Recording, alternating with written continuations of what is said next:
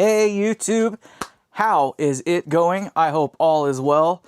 Today, we've got a good one for you. We're going to be talking about the Cerberus. Funny one there, John. Funny one. So yeah, we got the Cerberus up for today. So we finally got some work done on that. And let's just make things a little bit more interesting. So to do that, I'm going to turn that on. How about that for some dual camera action? So, as you can see, we've got the Cerberus. It's the Cerberus. For those of you who do not know, this is the Cerberus. So we've done a lot to this thing, and I'm not going to waste much time. There's at least a few of you in here, and that's all that matters to me. Because this video is already going to be kind of long anyway, because we're going to redo some wiring down in there. So let me make it so you don't have to see my face. There we go. Okay, so you can see here, we got some wires that just need to be redone. There's been quite a bit done in this thing to make it function to where it's at currently. I kind of went through this thing with a fine-tooth comb. When I first got it, it originally had one of these guys in there. And when I say one of these guys, I mean one of these 6.3 volt converters. It basically takes this 6.3 volt from your heaters and converts that into 5 volts on the other side, but it rectifies it and it cleans it up and makes it so that way you can power stuff like relays and whatnot. However, there is a downside to these. The downside is they run from the noisiest source inside of your guitar amp, which is your heater rail. Well, in my effort to try to make this thing as quiet as I possibly could, what I did was I elevated the heaters. Hey, spent electrons. We got Team YDN in the DNA in the house. Excuse me. Sorry. So yeah, I elevated the heaters, and I elevated the heaters by 70 volts. And because when I initially got this thing, there was about I think it was like 120 volt difference between the cathode and the heaters inside of the, this thing has two cathode followers. So cathode followers and a large elevation between the cathode and the heater is not good. It will cause the tube to prematurely wear out. So there he is, the guy. You made it. Thank you for coming in. I appreciate that. So we're just starting on the topic of what we've been up to with this thing and kind of just what's gone on with it so far. So yeah, I elevated the heater, and that's what this circuit is over here. What it does is it takes a... I'm going to touch things, by the way. Here, watch. I touch things. I'm evil. Watch. I touch things. Anyway, so what it does is it takes a line that comes from the hot somewhere over here, and then we send it back over to here. It goes through a dropping resistor, which is that guy there, and then it gets... not half rectified, I don't know what you want to call it, but it gets referenced to ground through this cap and other resistor. So this one kind of sets the high voltage, and this one kind of sets the, well, this one does the most of the work, I should say. So this one knocks, 400 volts down to, I don't know, say 100 volts or something like that. And then this one here kind of finishes the job. So between the two, you get your drop, right? According to AC. So in either case, between these two resistors and this capacitor here, you kind of get a like a node, if you will, that is 70 volts above ground. So that's what I did on this one. So the heaters in this thing are elevated above ground by 70 volts. He does actually on that. And it's not a bad idea in general to just elevate the heaters anyway. It reduces the amount of injection that they have into the cathodes and the plates of the tubes. So it's something you can do if you want to do. Oftentimes you don't need to. A lot of people will just go with a DC, a heater rail. I'm not a fan of the DC heater rail. It's just too much work, and it doesn't... This is too much work. This is really easy. It's 3 parts. But in most cases, you don't have to do it. So there's that. The other thing I did, when I first got the amp, it was almost unusable. It was unplayable. I couldn't do anything with it. It had so much noise, and it was all over the place. It was unplayable, literally. Well, initially, it had a voltage doubler circuit in it for the gosh, the words are falling out of my mouth and not the way I want.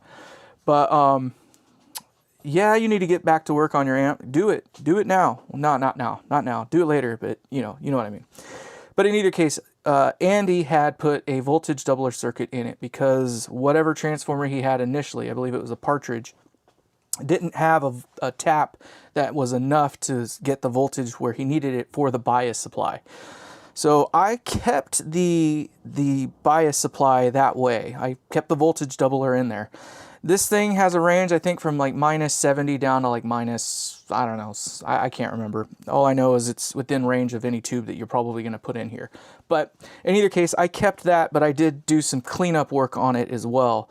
I did a slightly different variation of the, well, basically the doubler. Merlin Blendclo has some of that stuff in there as well, but you can see here I used 1, 2, 3 capacitors, and then I have 2 diodes. So I did a full wave rectified voltage doubler is what it is. And then of course you got your dropper resistor there. And then I kept things over here for the dual bias pots. So I kind of designed my own circuit, if you will, for that. But that is the major side of things that I did just for the power supply. And I can tell you right now that if you were to disconnect the preamp side of things out of this thing, you wouldn't even know the amp was on. It's that quiet, at least on the power amp side of things. It took a long time and a lot of work to nail down that I was going to have to build my own relay board. And now there are actually 3 in this amp. There's one here. You can see that little blue thing there. There's one over here. And then there's this one here that I actually built and designed. These things, they suck. They absolutely freaking suck. And they didn't do very well with this thing, even modifying it. So this blue cap there is not stock to the unit. I added that in there to try to give this thing just some sort of oomph to get these things to click over. They would work about 50% of the time. It would always turn off, but it wouldn't always turn on. And I don't know what it is, but for whatever reason, this thing just didn't have the snot to make these relays click over. I don't know if this thing just didn't have enough amperage to push through it, or you know, maybe it just needed an extra volt or something. I think that thing was plopping out like 4.8 volts or something like that. It was a little shy of 5 volts, but whatever it was, I could not rely on these things, so I took them out. There were a couple caps in here that I found were bad. I replaced those as needed.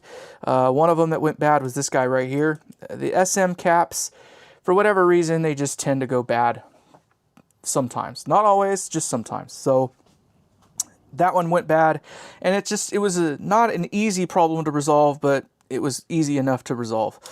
I kind of knew what to look for, at least anyway. But I ended up having to replace 4 pots. One of the pots over here for the input side would not go to 0. That's one of these guys here. These are those Bourne's pots. I'm not a fan of Bourne's myself. I just don't like the feel of them. They're the ones that you can literally like whack all the way one way or the other. But in either case, one of these just wouldn't turn off all the way. It wouldn't go quite to 0. So if you replace one gain pot, you got to replace the other one. So I replaced both of those. And then later on, I had another one that did kind of the same thing. And I don't know if it was just from me reefing on it too much or what, but basically I had two volume pots do the same thing. They were both the Bourne's. So right now, all the volume related pots in this thing are the alpha pots, which is to say they're a little bit stiffer. So the tone controls, the bass, middle, and treble there, and then the 2 present circuits are, you know, the Bourne style. So I did replace those. What else is going on? This guy here. So to replace this guy, this little dinky thing here, I put this ginormous unit in here. So I went from something this big to something that big. The reason I selected this one is it runs off of 120 volts. So these 2 wires that are right here literally kind of just come right off. You can see them, they come in right there. So they come hot off of the AC coming in. So when you turn the amp on, it turns this unit on, or that module.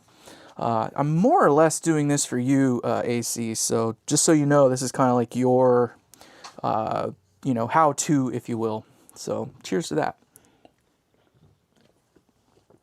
So the other nice thing, and the other reason I picked this thing out, is it's a dual voltage output. So by dual voltage output, I mean that it has both a 12 volt and a 5 volt output.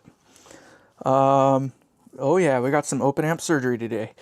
So we're gonna do a little bit of work on it. I'm gonna try to keep it simple, but so yeah, this thing has a 5 volt and a 12 volt. Now the reason I needed a 12 volt output was because this guy here is what powers the backlight inside of this amplifier, and we'll see that in a little bit later anyway. But so I needed 12 volts, and at one point I was using, is it readily available for me? Probably not, because why would it be? Here it is. Sorry, I walked away. I'm not in shot, but I can still talk to you. So there is a DC to DC step up that you can buy, and it's basically this unit right here. And all this thing does is take X voltage in and convert it to X voltage out. And it will step it up to some degree. Obviously, there's a reduction in the amount of current that it will flow, but when you're running literally a 6-inch long piece of LED corn cob, this thing's got plenty of snot. That thing's got more than enough snot to run it. So this guy here has a power supply that runs all the way around, goes into a USB-C connector. That USB-C connector exists inside of the head or the shell of the amp, and I don't have to use a third or fourth module to make that work. So what that was I would connect it to this guy via the 5 volt out, plug it into this, and this would convert it up to the 12 volts that I needed. The problem I had with that, and another reason I didn't like that thing, was that anytime you switch the channel, the light, this thing here, would blink for a second as the module there would lose whatever snot it had to drive everything. So a lot of different reasons why I had to do some of the things that I did, even if it doesn't make sense on the surface. I was initially worried that the effects loop was going to be noisy. It turned out to be not problematic really at all. However, these guys here, again, because these guys were unreliable, these guys here do require hard power from the power source. So these things are kind of like an always-on device, if you will. And then there is a switch that is, of course, wired into the foot switch and the switch on the front that allows this thing to click over. I have it set in the opposite direction than what it was. Initially, it was set up to be a hot connection. If you added plus 5 volts to it, it would cause it to switch. Now it's set up for low. So when there's no ground reference to the switch side of it, it's off. And then when you apply a ground reference to it, it turns the switch on. And then you'll notice that this thing has its own power supply as well. It actually feeds off the same power supply that's feeding these guys here. This thing is not, well, it is an always-on device, but we are breaking the ground with this guy. So that's what this wire here is doing, is it's coming off of the ground, going into the relay, and then the relay switches back and forth between the two different channels. So there's two different circuits in here that turns one set of Vactrols off and another set of Vactrols off. So at any given point in time, only 2 of these Vactrols are on. Interestingly enough, we're only using 2 Vactrols altogether. I put 4 on there just in case, maybe one failed or something like that, or I wasn't sure exactly how I was going to do the switching, and I was trying to make it as simple as possible. There's nothing sus about the Cerberus. Although it has had a lot of love put into it. So in either case, there's a superfluous amount of Vactrols on here, easy enough to repair if ever they need to be. But yeah, they got dropping resistors here. I got this own little buffer circuit there to make this as clean as we can possibly get it. And because of the way I did this, I was able to reference this board here to the actual chassis ground. And that was the key to making this thing absolutely dead silent. So with that being said, I was able to do a hybrid style of switching kind of system.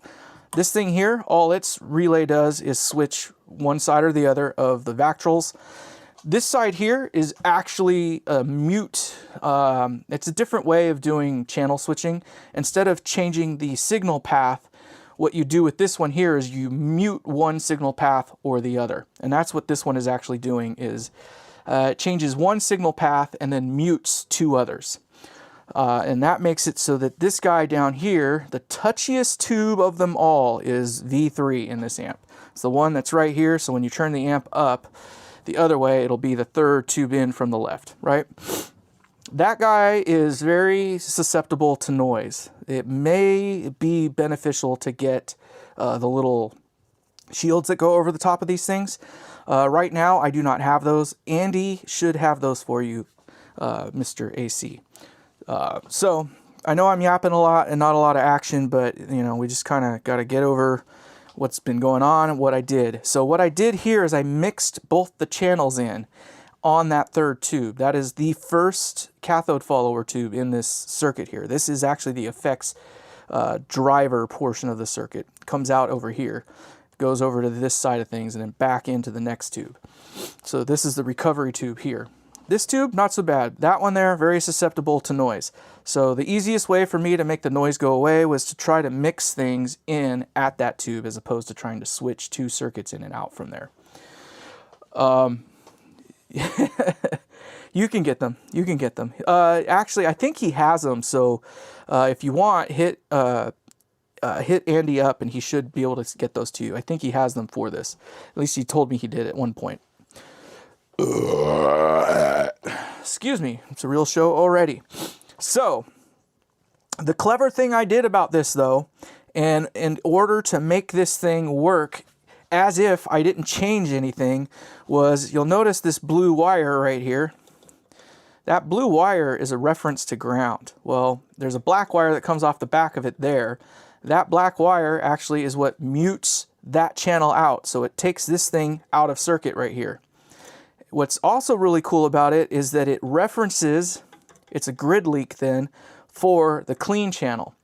So because it's a grid leak for the clean channel works exactly like it was always going to work. Now, the other cool thing about it is that when you are in the dirty channel, if you want to call it that, basically that acts as a grid stopper, which is good. The grid stoppers don't hurt. Not that it really needs it, but then between this resistor and that resistor, it's basically another grid leak, but it's a very large grid leak. And it basically acts as the grid leak required for the, you know, the second stage, if you want to call it that.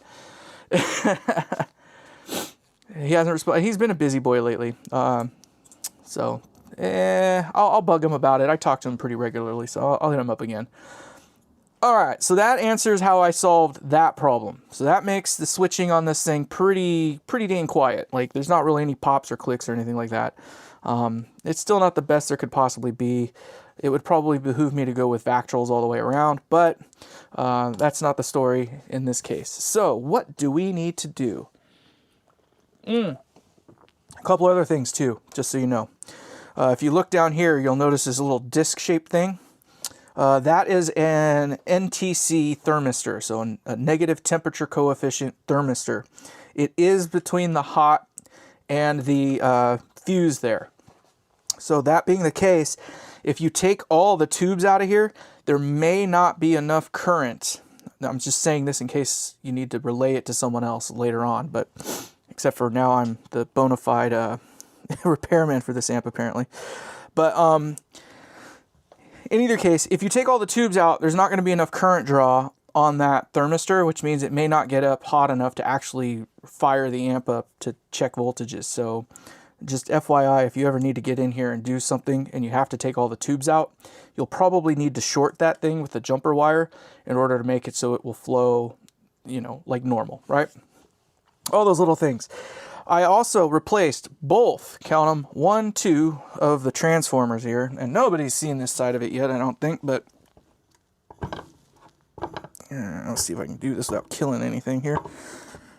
There we go. All right, so you can see I did add my signature to it. Both of these guys have been replaced. I think it's already kind of common knowledge. Yes, they did come out of a JCA 50H, but that's what I had. It was an amp that, interestingly enough, the clean channel does exactly what this clean channel does. I guess they are kind of the same. But just so you know, that little spot right there is where the little USB-C port goes inside of the thing. It is currently loaded up with 6 L6s, excuse me. That's it seems to do fine with EL34s in there. I just don't have any EL34s to give away. So these are the ones that came out of another amp that I had. They're not new, but they are okay. They're doing okay. Zab. This is actually going to be Angry Tube Man's amp there. We call him by a different name, but we call him AC because he's got two different names. But yeah, that's who it's going to be. So, Cerberus.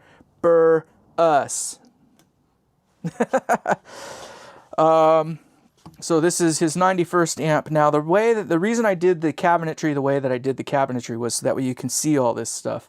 And you can see there it says, blessed shall you be when you come in, and blessed shall you be when you go out, right? So Andy and his little funny stuff. But let's get some work done now. I'm gonna try to follow the chat as we move along here, but the only other thing I kind of really did was just clean some stuff up. So, you know, it's not pretty in there because this thing, it was all scratched to hell. But, you know, I replaced it with one ground lead there.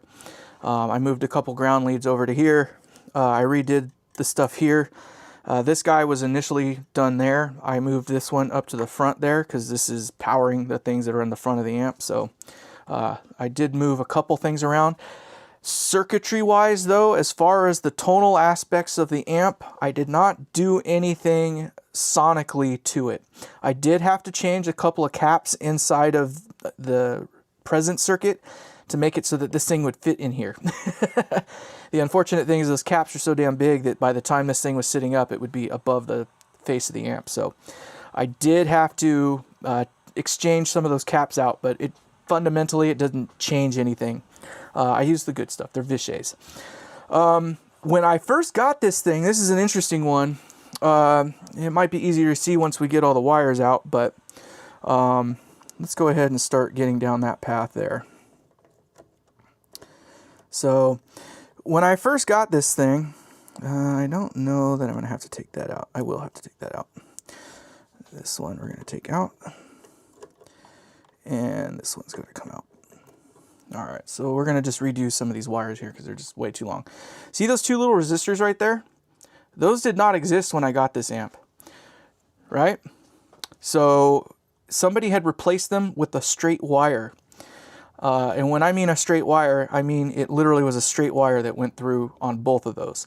So it basically bridged the two halves together. And all that did was essentially take this node, I believe it's this one over here, it's this one here. There's a cap straight down from there. It took that node and it bridged it to this node together into the one circuit, which means that there was no voltage drop, no voltage differential, nothing. Everything on this board had the same damn voltage. Not good. So I did alter things a little bit to accommodate that and repair that. Now we have two nodes over here. One node goes to the phase inverter, one node goes to the remainder of the amp. So actually the phase inverter and the cathode followers. So then the other one takes care of the other tubes in front of it. So a couple little things here and there.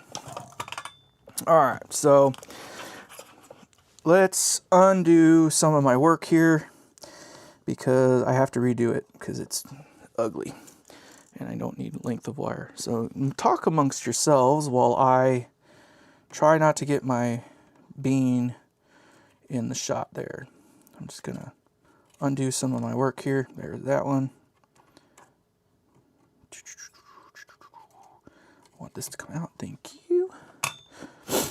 And then this one. Ow, that's still hot. Imagine that. Imagine that. All right.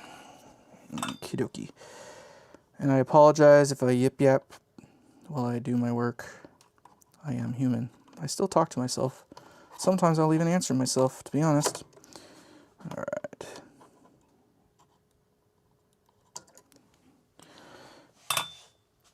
Okay. I don't like what I'm seeing there.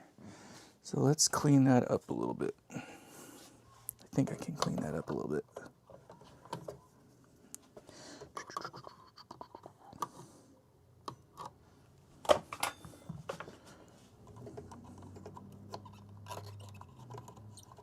I see some chitty chatty going on, so that's good.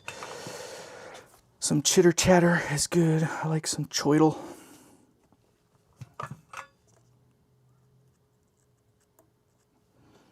Okay, so let's see here. Which one do we want to do with what? Ooh, I got one more wire to undo here too. Okay. I'm not going to actually undo it. I'm just going to cut that thing. Lead flowing drives me wild. Does it now? I'm going to go there, because why not?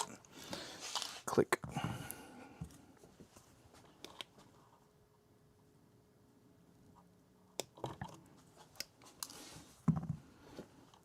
Okay, let's see if I can do this here. This gave me trouble the other day. It's just not freaking fun to get into. As I huff freaking lead. I love huffing lead. Come on now. Heat up like a little baby.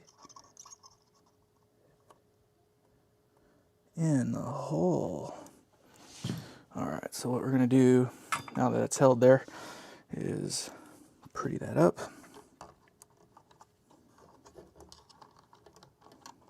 Push it in. Push that down there, I think. That looks good.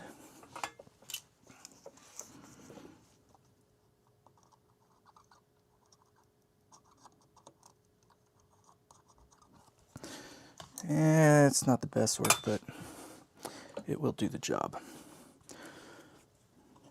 Sorry, AC, you get the ass end of things when it's like Luke doesn't care anymore. I want this thing out of my life. I'm teasing, of course, but I do want it out of my life for no other reason than I've been sitting on this thing for months, and it's killing me. It's killing me, Smalls.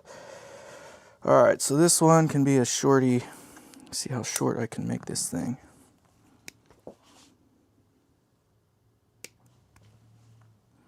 I don't know if that's gonna work. I might want that. Nah, that might work. No, I want it a little longer. That'll work.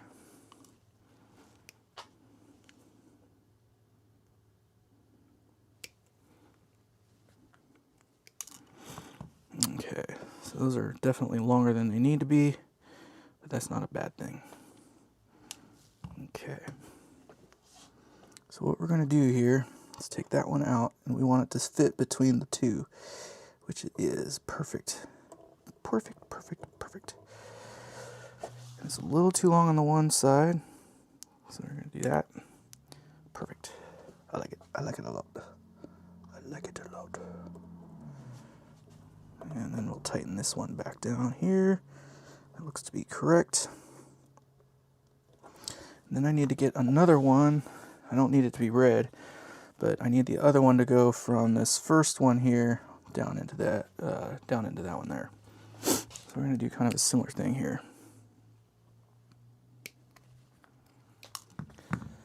So just got back into the amp stuff recently. Got to be careful after a few months. No, you got to get back in there. Just get dirty. Come on, you just gotta get dirty. It's safe to touch after a few minutes. Don't listen to me though. I'm probably crazy, at least half crazy. All right, so I want that thing to go to like right there, which means I want to cut it like right in here. And go a little long.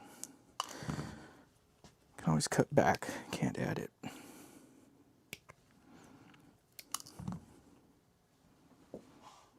Let's see here. Did I do a good job? That is the Q mark. It is ever so slightly longer than I need it to be. So let's go ahead and lop just a little bit more.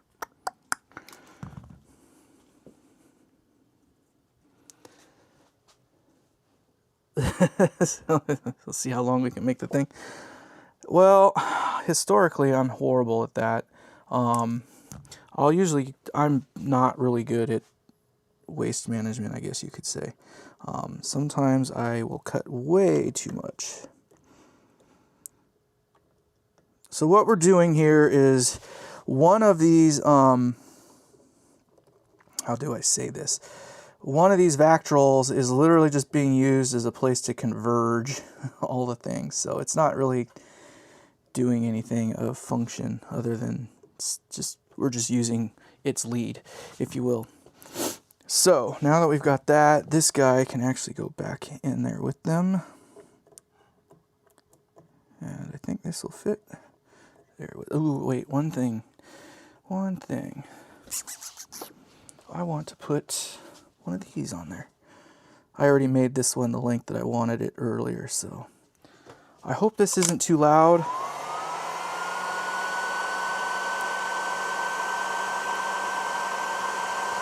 I don't know how loud it's going to be or not. Come on.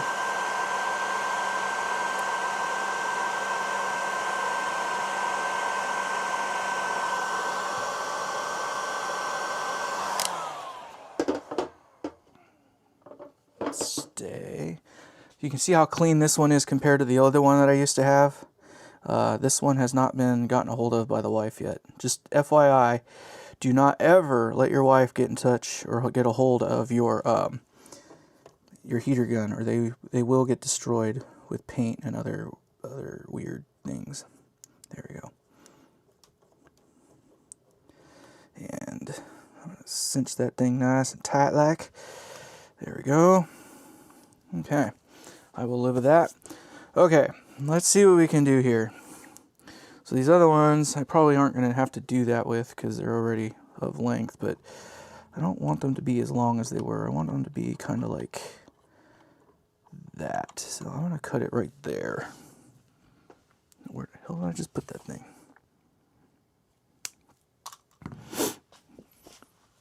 Almost dropped it. It's sleepy time here. Uh-oh. Is it late for you guys? I know it's late everywhere else in the country. I was at work today, and then I had to come home and do like a bunch of prep stuff to kind of get all this prepped for you here, get this camera view done, and just kind of make sure I wasn't going to be a complete bumbling idiot when I did this. So, I appreciate you guys coming in. I really do. I don't know how many of you are, but I don't have I didn't put up the whatchamacallit today, the stat board or whatever, so according to this thing, it looks like there's 10 of you. So, whatever. Thank you for coming in and hanging with me. Shocked that there's actually 10 of you that will sit here and watch me do this. This is painful. So, the next build series I have coming up, this is very akin to what we are going to do. I'm going to do all those builds live. No worries, dude. Of course, I'm here for you. I am going to do it live, but as with anything live, you get to see all this stupid little shit like this that's just brutal. And I don't like doing it. It's not fun, but you have to do it. It's kind of just the only way. This is the stuff they don't talk about with ant building, is the tedious, stupid little things. I don't typically do repairs either, just FYI. So this is pretty rare for me to do this kind of stuff here. Just saying. And it's for no other reason than I'm not a repair guy. So I've always just kind of gotten into the design aspect of things. So let's see if I can do this here without burning. There's that. Now, I don't know that I'm going to be able to get that wire into the hole. It's already got a couple other things sharing its spot. So that one's going to kind of suck in that regard. But I'm going to do what I can. See if I can get this thing to do what it's supposed to do here. But I'm already not very optimistic about it actually going through the hole. Now, the good thing is it's just a reference. So it doesn't actually serve any functional purpose. And I went purposely a little bit low on the heat to try to not burn any wires. So in doing that, it takes a little bit longer to get things to coax around. So yeah, it's not actually functional, that piece there. It's just to give the jacket a reference to ground, so it tries to keep the noise off. Okay, there's that one. So now let's get the other one. We're just about done now. We're getting really close. All right, I'm going to cut this one. This one needs to go like, how do I want you to go? How do I want you to go? I'm gonna go from this way? Yeah, I'm gonna go from that way. This one doesn't have to get too much cut off of it. We're gonna go right there.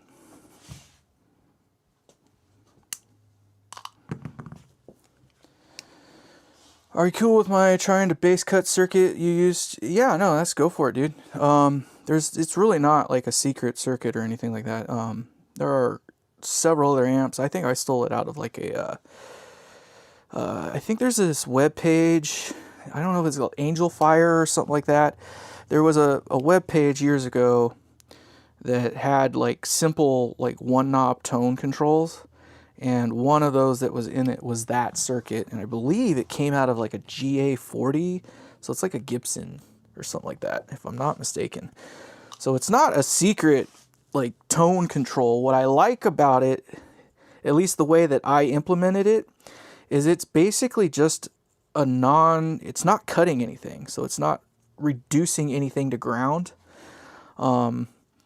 And because it's not actually reducing anything to ground, you don't really actually lose gain out of that circuit. The oomph that you do lose is because you're not sending all that signal to it, right? You lose a lot of the bass signal. So it's a pretty effective tone control in that regard. But it does have its downside. It's worth trying out, I think. It's not without problems, though. I'll let you experiment to your heart's content. I have found that the value of the pot does make a difference, and is not a deal breaker in either way. But what I can give you a clue on is that the higher the value of the pot, the larger the range that you will have. So, but with the larger the value of the pot, the more noise you also get. So there's a gotcha in there, just FYI. But you can experiment to your heart's content to find the value that you like the most. Alright, so now we're going to do this one, and let's see what we can get here. This one I might be able to get in there correct, like...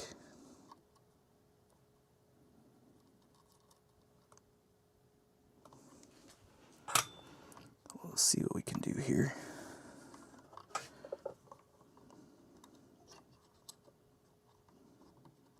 Sorry if I go AWOL for a second here while I try to play God with this thing.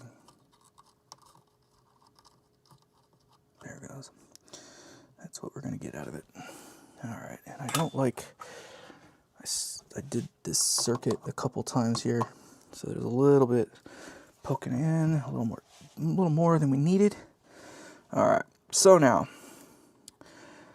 let's, that's what it is I gotta do. This one's gotta go in there too. Darn it. I don't know that that's gonna work. We're gonna make it work, whatever. We'll come back to that.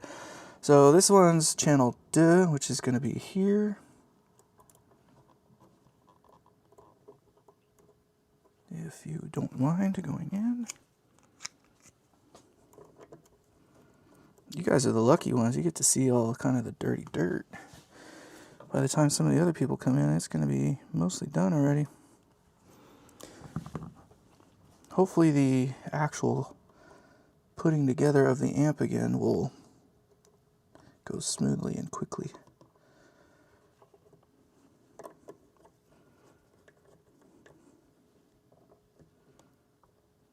So if I did it there, this jumps to there, that goes to there, yada, yada, yada. Okay, cool, cool, cool. And then this one goes to here, just like so. And then this one is going to go across like that. And I probably really don't need that one because it's literally only going like 2 or 3, like an inch, less than an inch. So that was another cool thing about kind of redoing this thing the way that I did, was that I was able to more or less, you're not supposed to blow on it, by the way, but I did. So there. I'm going to put this up.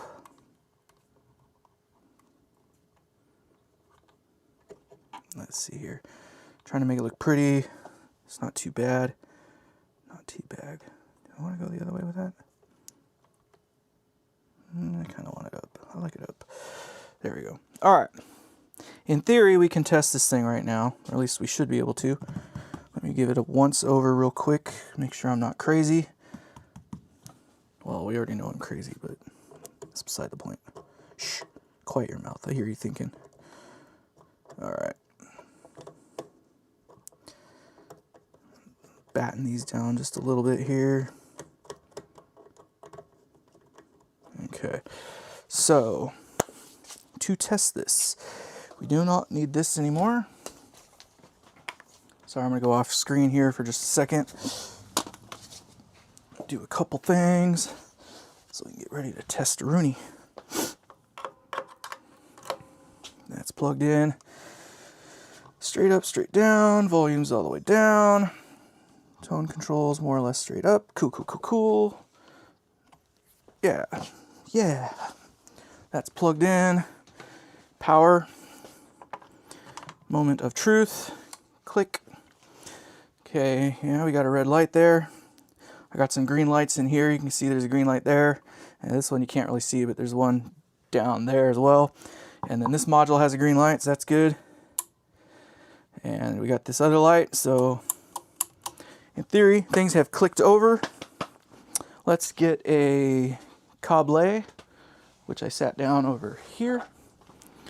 And let's just make sure the two channels are doing what they're supposed to.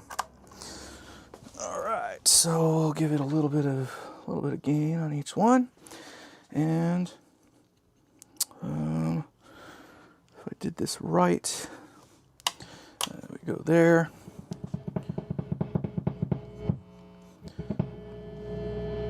There's channel 1.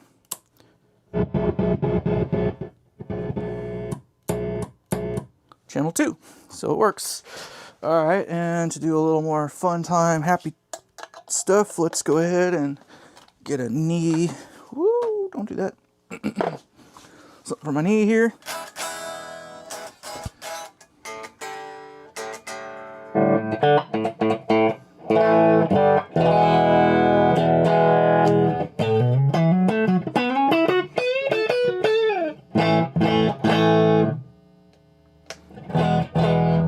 Cool. All right.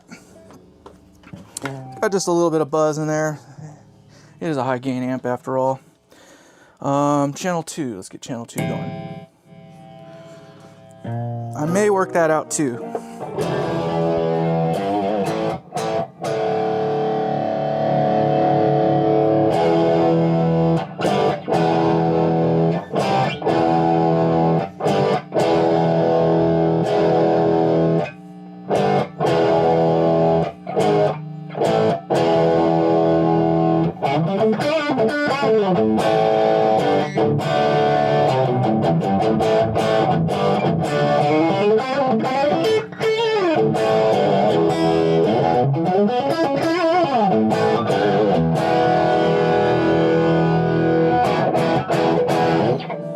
She's alive.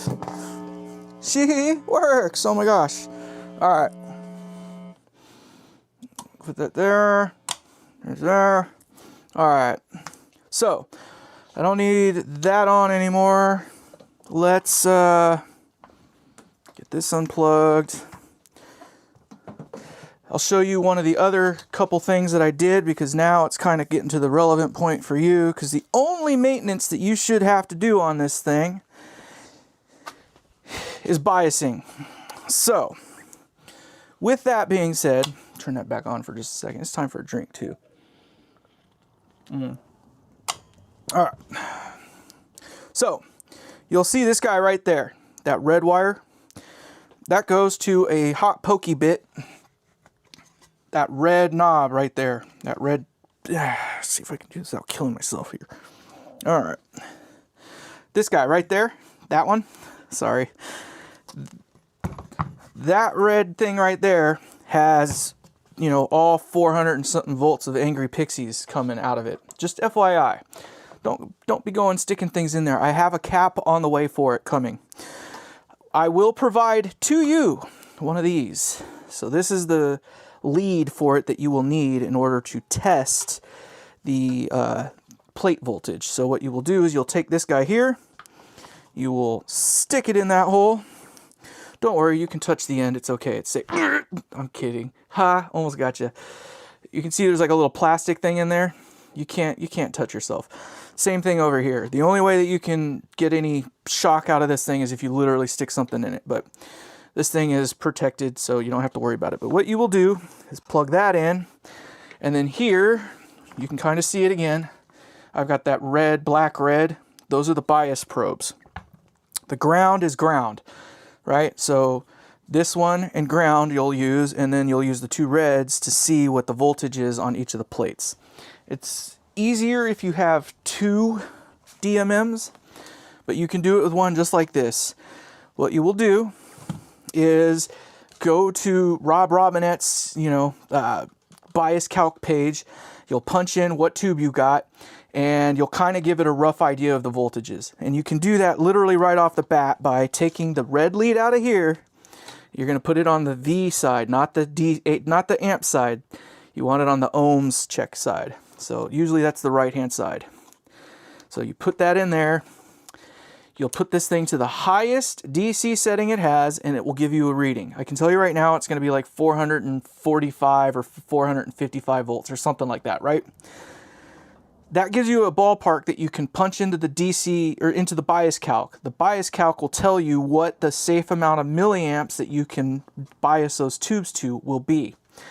You'll have to go back and forth a couple times, because then what you end up doing is you take this guy out, you put your other lead back in, get over here, right? Same. You put your one lead in the ground, and the black lead can live inside of that the whole time. And then you put your red lead on one side, adjust it, put your red lead in on the other side, adjust it, and you get it to the ideal milliamps. The number that you see there will be in milliamps, or the relative amount of milliamps. It's measuring the voltage, but it's measuring it in such a way that if you see 38, you know that it's 38 milliamps, okay? Because we're measuring over the top of a 1 ohm resistor. All right? Makes sense? I hope that makes sense. Once you get it back down to 38 milliamps, you'll go back, you'll remeasure the HT voltage again and recalculate, because it will change, because as you go up and down in bias, the voltage here will go up and down as well. So if you go higher in bias, the voltage will go down. If you go lower in bias, the voltage will go up, which is going to change where your calculation is. I can tell you right now that you do not want to go above 60% on this amp. 60% is probably the end of the line, to be honest. So I would shoot somewhere. I don't like cold bias, to be honest. I don't like cold bias, but this amp seems to work pretty well and is happy at that range. Now the cool thing is once you get one of these kind of dialed in, you can twist the other one and you can hear if there's any hum, right? You can kind of hear it just a little bit and go, okay, there's a little bit more hum, and you can measure it and see that there's a difference in milliamp, and then you can, of course, just fine tune it to your heart's content. Your rig, you still need, yeah. By the way, there is a giveaway going on. I haven't talked about it yet today, but I was going to get to that. John kind of beat me to it, but so I will give you a more one-on-one demonstration AC when we get together here in the next few weeks, probably closer to a few weeks, I imagine. My wife is out of town on the 2nd. She's going to Pennsylvania, so that might be a good time to get together. If maybe, I don't know. I don't know what your schedule looks like, so but I'm pretty flexible. This weekend I do have plans, so it will not be this weekend. But all right, enough of that. So let's put some stuff away and start getting ready to put this thing in its cabinet. All right, let's clean stuff up just a little bit here. I apologize. So, talk amongst yourself. Now, the reason I don't like cold bias is because of crossover distortion. Crossover distortion is not cool. It doesn't sound very pretty. There are some that will argue that it's not a real thing. It is a real thing. When you've heard it, you know it. I hope you like my cat. My cat says hello. Say hello to my little friend. Alright, so let's get that out of the way. And let's start getting... Let's see here. I think we got everything alright here. Oh, yeah. She's solid. Just shaking anything out that might be in there. There's always something. But nothing's rattling around, so that's a good start. Let me set this down over here. Alright, she's sat down. Clap. Sorry, that was probably loud. If you're wearing headphones, I apologize. Alright. Now here's a part none of you have really seen yet. We're going to get to see it live. So, here is the cabinet. You can see I've got tape on the sides. It is a fit, let me tell you. Alright, so this thing is quite the fit. That's all you need to know. So when you're putting this thing in there, it's going to take a couple little oomphs, little uh-uhs. So let's clean the mirror, because this is the last chance we kind of get to do it. And you may or may not be able to see it, but you can see the embossment that I have there. I don't know if that's the right word to use, but it's embossed. That's all you need to know. It's on the back side. Okay.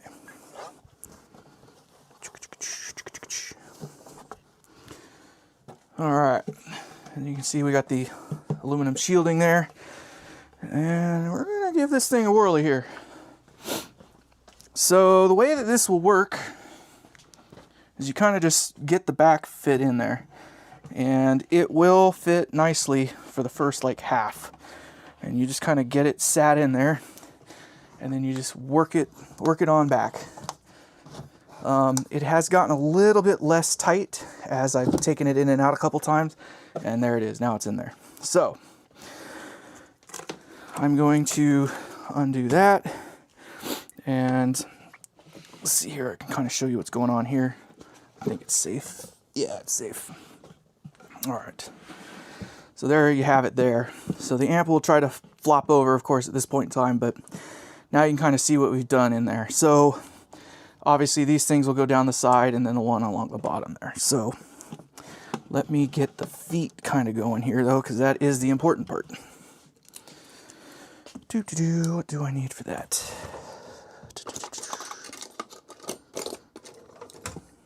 That one.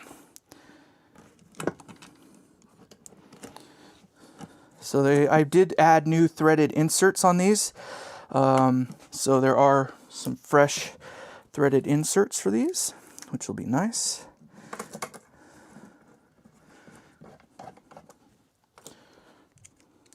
Now the way I do this is I get them all started.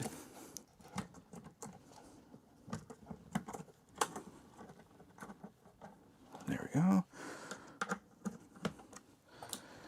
And then once they are all in, I'll make sure that the amp is positioned where I want it to be, because this thing it is a hand-built chassis, and due to that it is a little bit off in terms of square.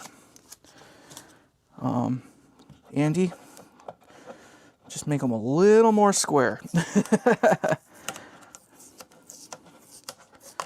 And this blue painter's tape is not the high dollar stuff, unfortunately. So it doesn't always play by the rules. Alright, so what I'm looking to do now is just make sure it's kind of squared up. It looks to be. And we will just cinch it down.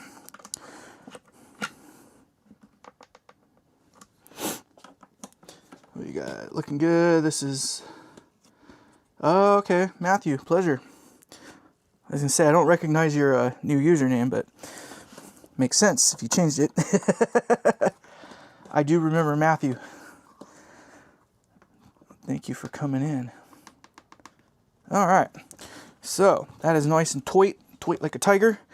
You know what sucks?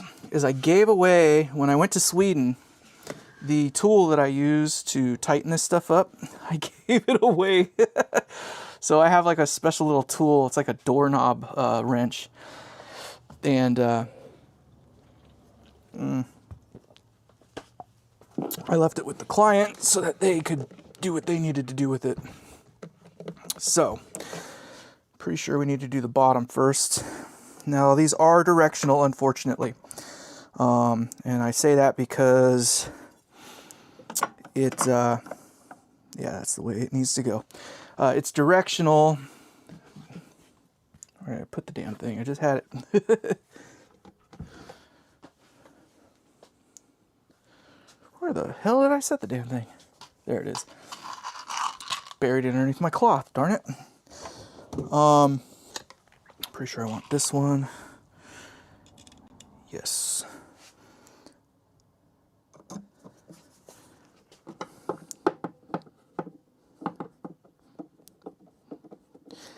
So there is a direction. That's all I'm getting at. If that wasn't already semi-clear. So they can only go in one way. That's all you have to know. And I did try to do it so that they would be pretty much squared up. You stick them in there, you'll know right away. But it'll make sense. Okay. Now the front of the amp itself is bowed a little bit.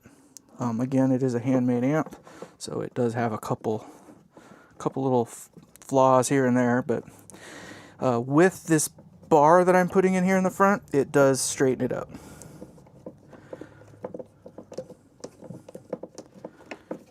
And I guess I could go electric with this if I wanted, but I'm going to keep it simple.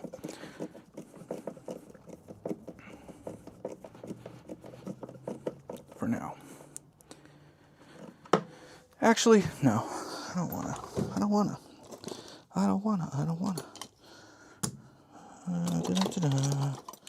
Pretty sure that will do. That'll do. There's a couple of them that are just a pain in the butt to get to. They're like toit like a toiga. And because they're toit like a toiga, it's less than fun to get into them.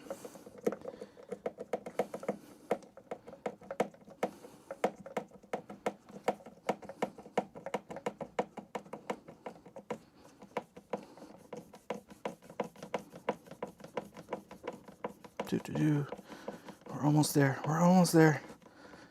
Alright, there's that. And then we've got essentially one more to go here. I said I was going to use that tool, but we're going to wait. I got two that are like right next to the pots. And I have to move the pot a particular direction in order to make it not break the pot. It is kind of a tight fit.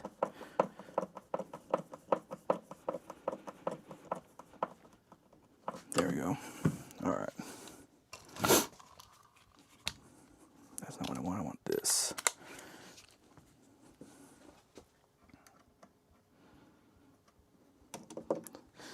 This is the part everybody loves.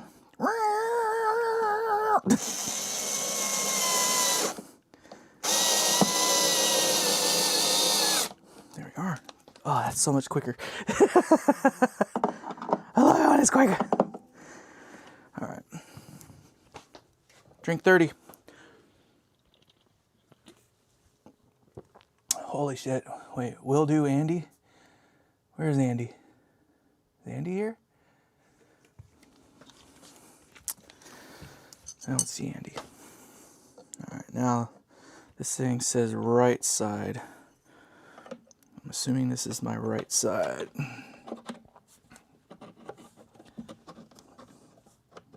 think that's the right one.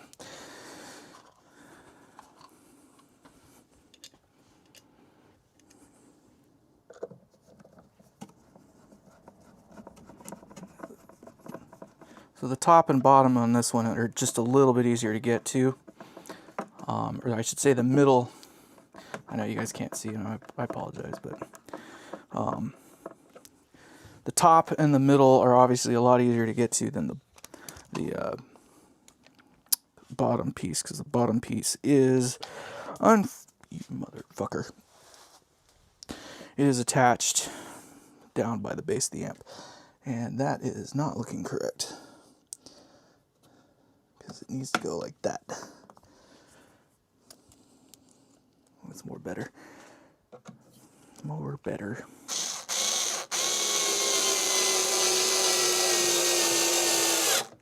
Okay. Let's see if I can get this one here. This 2L. Looks like I will.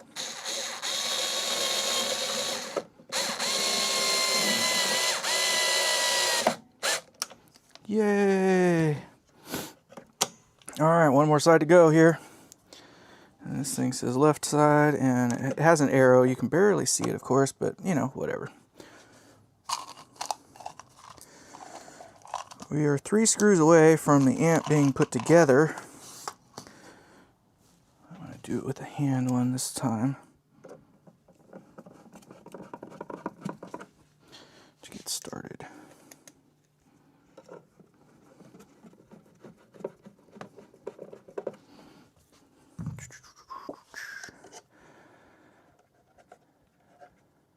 What do we got? Oh, we got Randy Cook in the house. What is going on, dude? Haven't seen you in a while.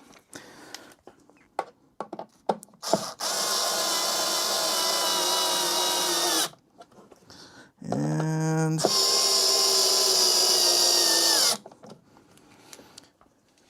let's get this last one in the hole. I think what I'm going to do is swap that out with this. Wait. Oh, this is one of those ones that doesn't come out, I think. No, I swear to God, this is one of those ones that it would come out. Ah, whatever. Ferg it. I'm just gonna freaking do it. Be thinking too. Nope, that ain't gonna work. Never mind. Change O plans. Going the old-fashioned way. Ye old Manuel.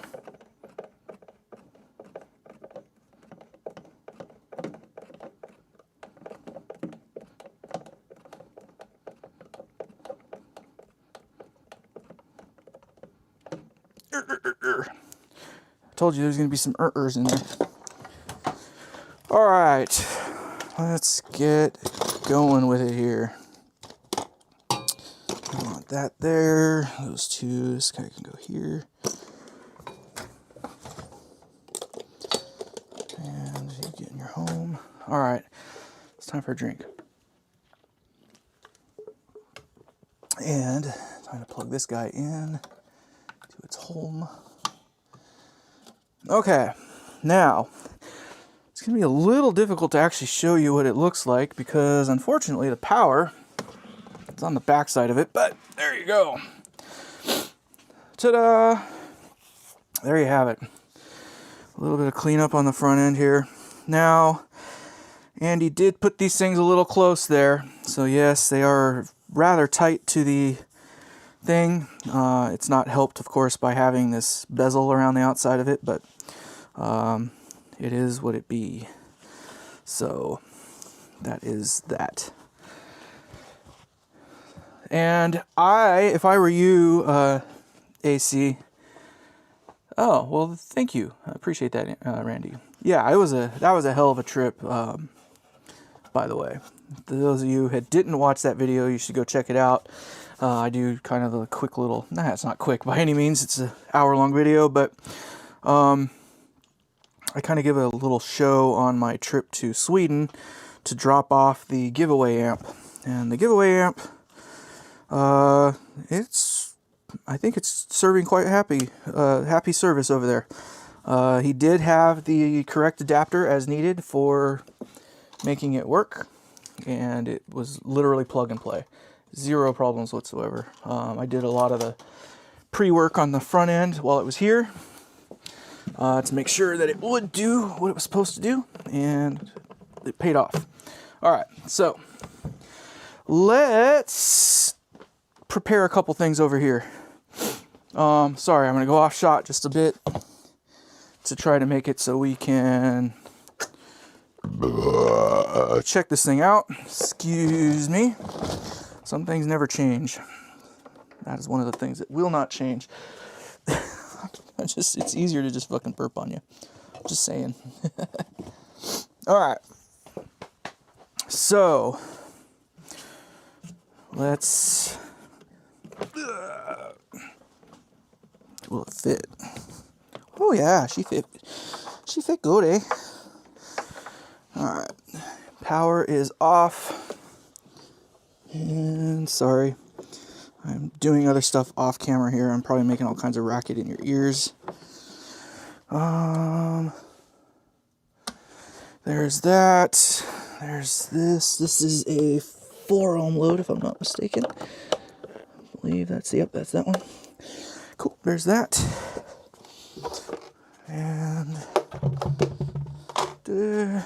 okay. I am not going to plug in my effects board just because I'm not going to do that. Sorry, we'll save that for some other day. Okay. I am going to switch camera views as well. Once I get my mouse over here. My apologies. All right, thank you for sticking with me. Okay, so what do I want to do? I want to go back to this one. Yeah, that's some cool camera and camera action right there, right? And then blam. Oh, the angle of the dangle is just not going to win today. Well, you can see. Hold on, is there a way to do that? See that? You see that? Isn't that cool? Isn't that cool? Hold on. There's more. But wait, there's more. When you turn out the lights, let's see here. Let's see what that looks like. That's not bad. It's obviously washed out on the camera there. It does not do dark light very well, but she is on. She is functioning. Let's get the lights back on and give you the show you actually wanted. And when I say the show you actually wanted,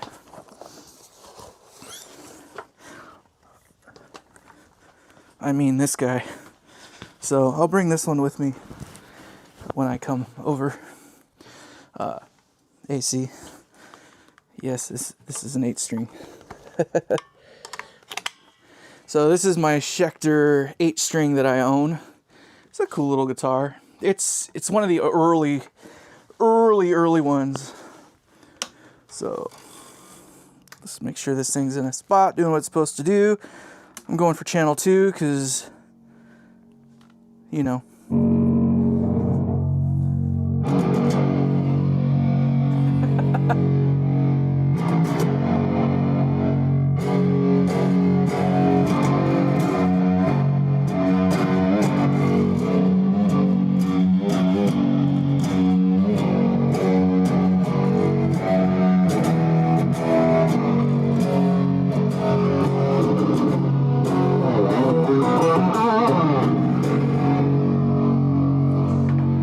You can't really see where the gain knob is at, but it's like literally just cracked open. It doesn't take much.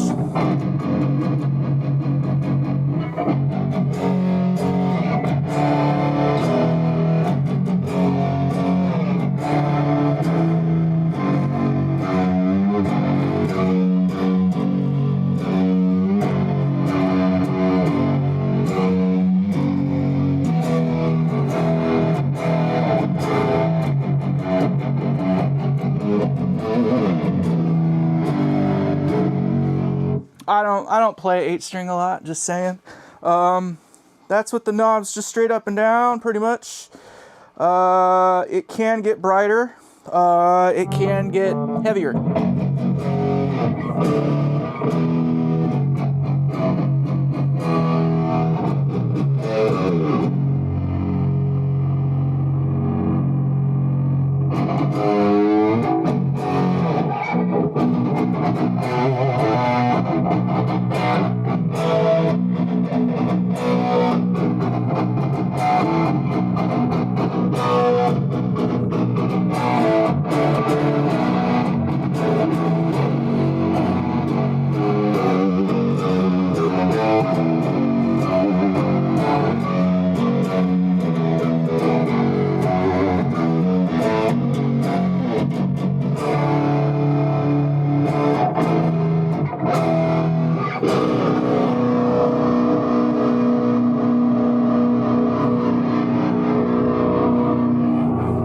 So the high frequency knob is kind of touchy. By that I mean that right at noon, it's probably very close to where you actually want it. You turn it a little bit up, and I mean just a little bit, and it'll start getting really into the bright territory, which is great if you kind of really want to do the tighter chug thing. You'll probably find that you're going to need to cut quite a bit of bass. That is a 212, by the way, and it is not vintage 30s. It is the G12H 30th anniversary ones, so it's not even like a metal speaker. It gets fucking heavy.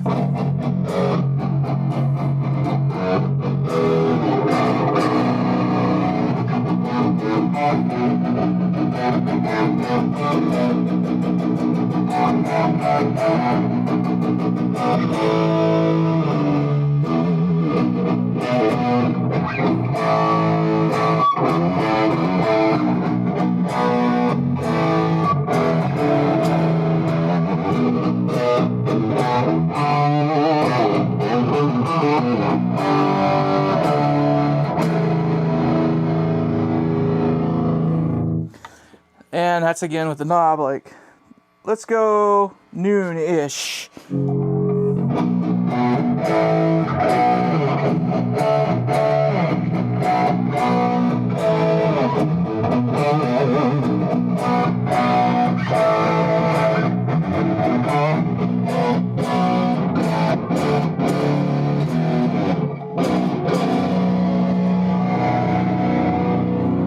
Skip. What, you don't like my 8-string playing? I'm not an 8-string. I'm not a metal guy, by the way. I'm bullshit. Literally making crap up as I go.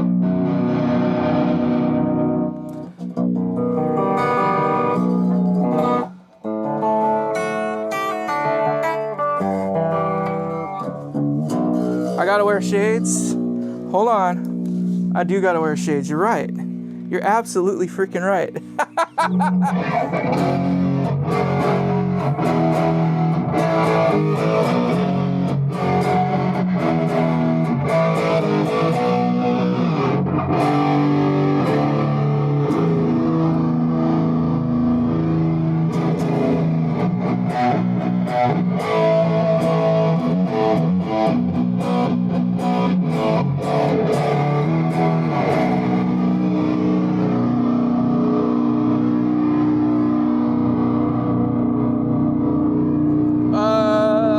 I'll try the little chunkier, heavy.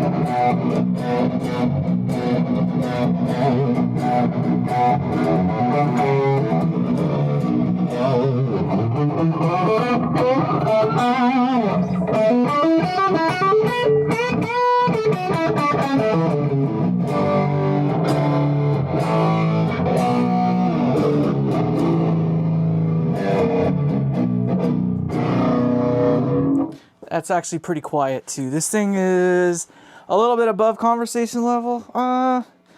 Obviously, that was pretty scoopy right there. I mean, this is mids all the way out. Let's see if I can get that dime bag sound.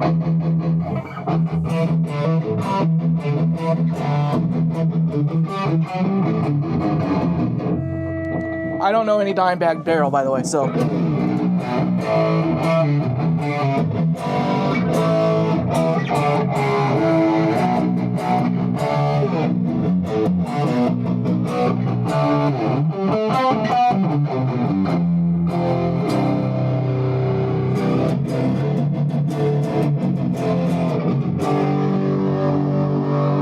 That's the bass all the way off.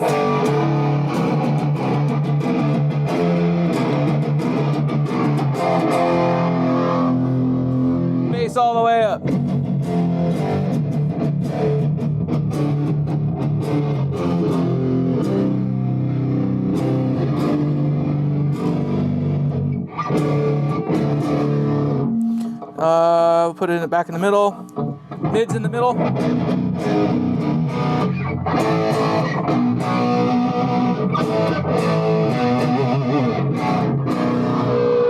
Mids all the way up. It works like a lot of the other TMB tone stacks where the mids basically just bring the highs up with it.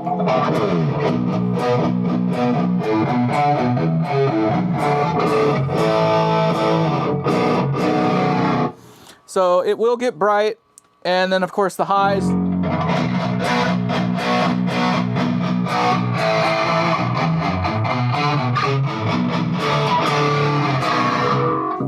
It gets pretty nasty sounding when the highs are.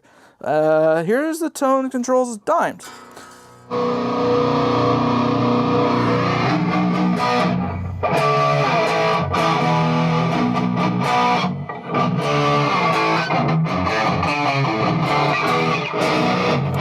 I wouldn't be playing it that way. Literally right up the middle works pretty good. It's a good starting point.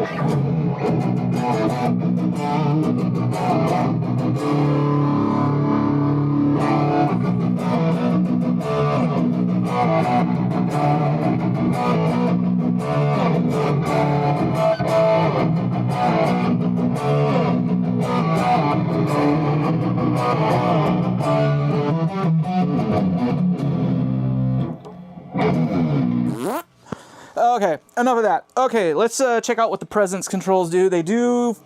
The depth is not as functional as I thought it was going to be, but it is very effective at getting like some of the thump out of it. So this is tone controls up the middle where it was, but the depth control all the way down.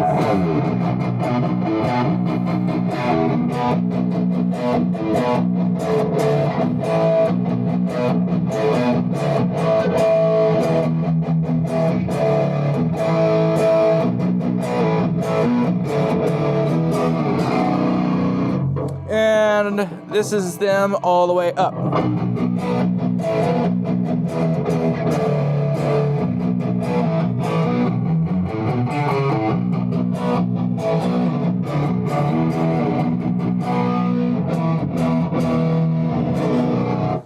So right up the middle again works pretty good. And then of course the presence control is pretty modest at first. The last quarter churn is where it really starts doing its thing. So this is presence all the way off.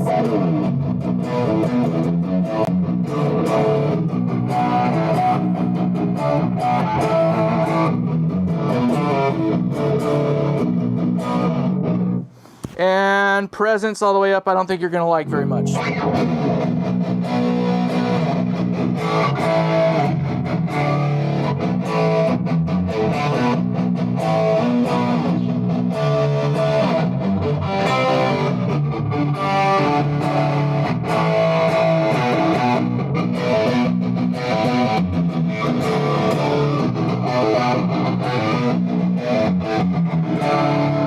Anyway, so this is right now, it's at what, the 3 o'clock position. You'll notice it's significantly darker there.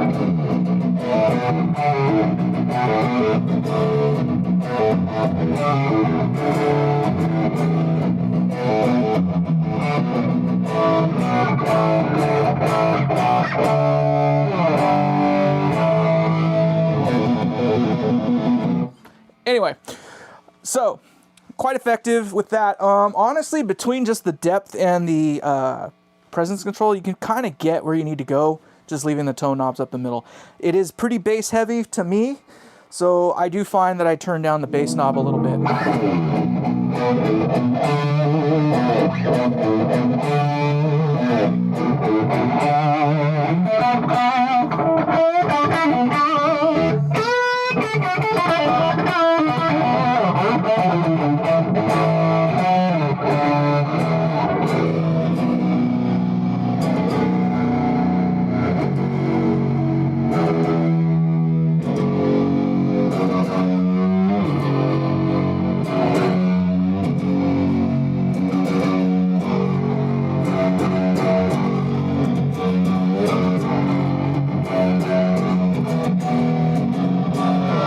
Anyway, that is enough of that. So there you have it, ladies and gentlemen.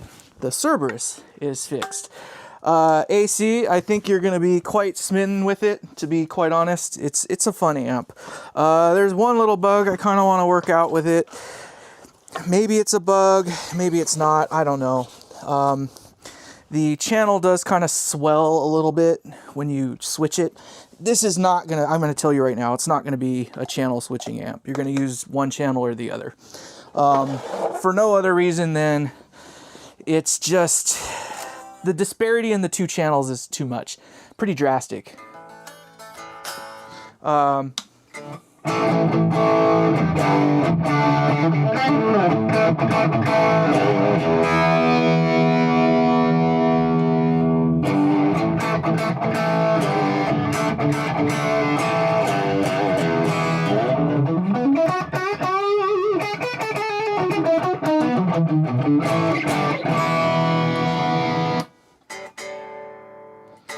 Let's get some clean action here.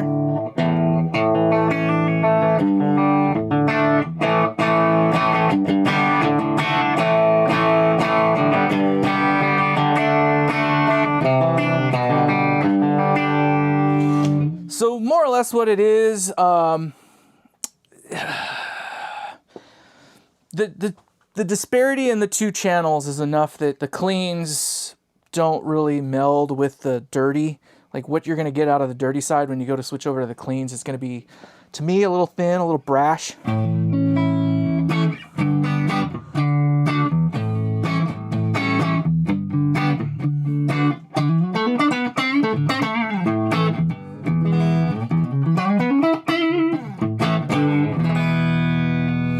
But the point being is that when you're doing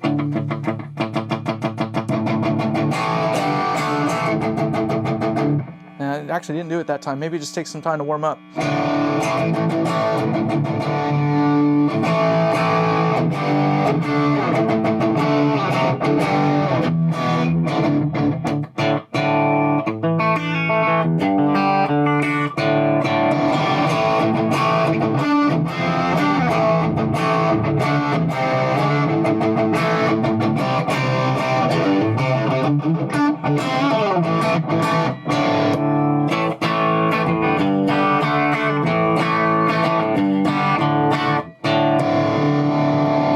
Actually, so it must just needed some time to warm up. The caps in this thing are pretty big, so it takes a while for them to get like put into place. And I did put a buffer circuit in the relay board as well with the Vactrols.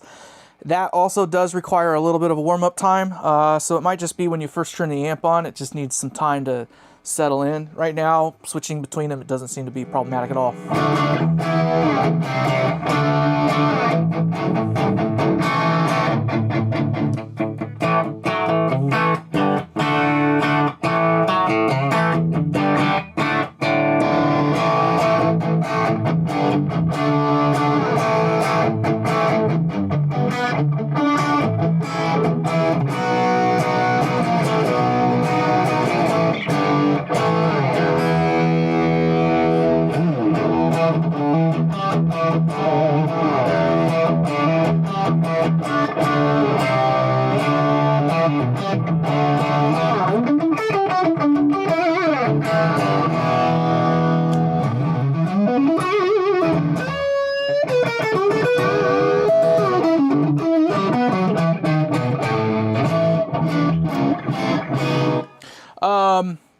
So I feel like it needs to be brighter in the gain channel, and if you make it brighter in the gain channel, by the time you get to the clean, it's going to be pretty mean.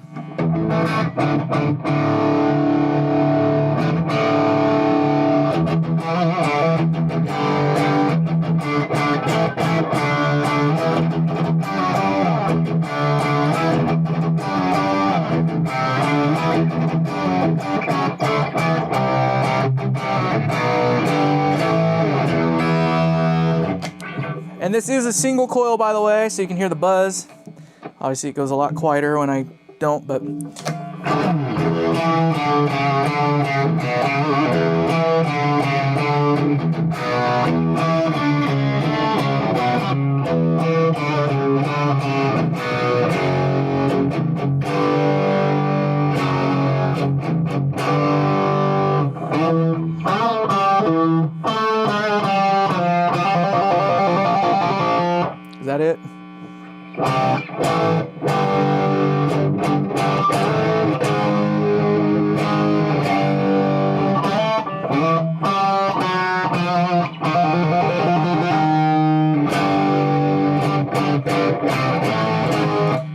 actually knew the song.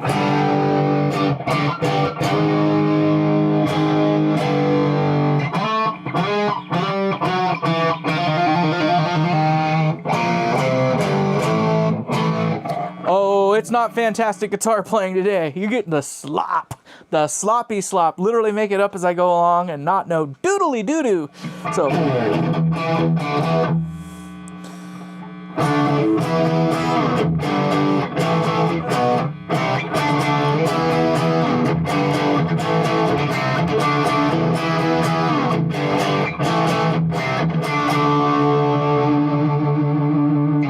Anyway.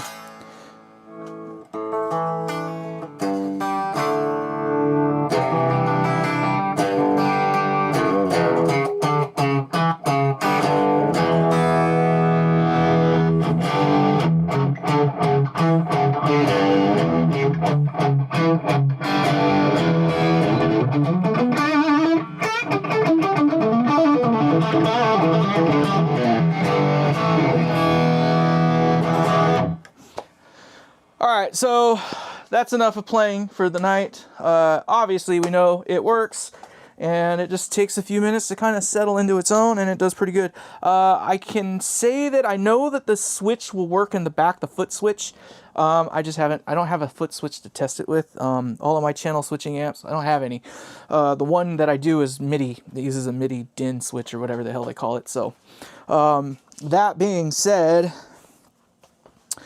I'll leave that running in idle there for a minute. Let's get to the Q&A and just general chitty chat. Let's go.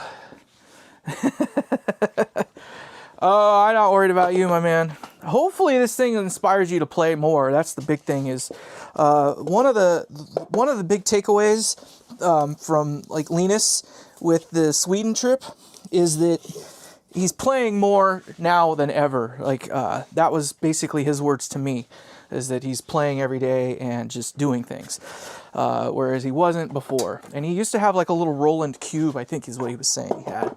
So that's great. That is inspiring to me, because that means that the amp did what it was supposed to do, which was inspire. So it doesn't hurt that it's a looker as well.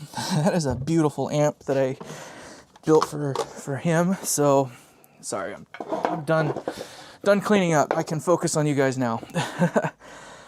So there you have it. That took months and months and months and months and months of work. I shouldn't say months and months and months. I can't remember when I got it, but it was several months ago that I got it, and it took a lot of back and forth, this, that, and the other to get it where it's currently at.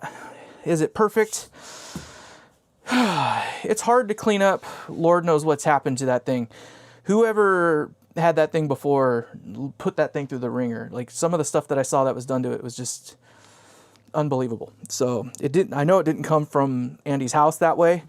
It's just luck of the draw when you get people that really, I call it having more money than brains.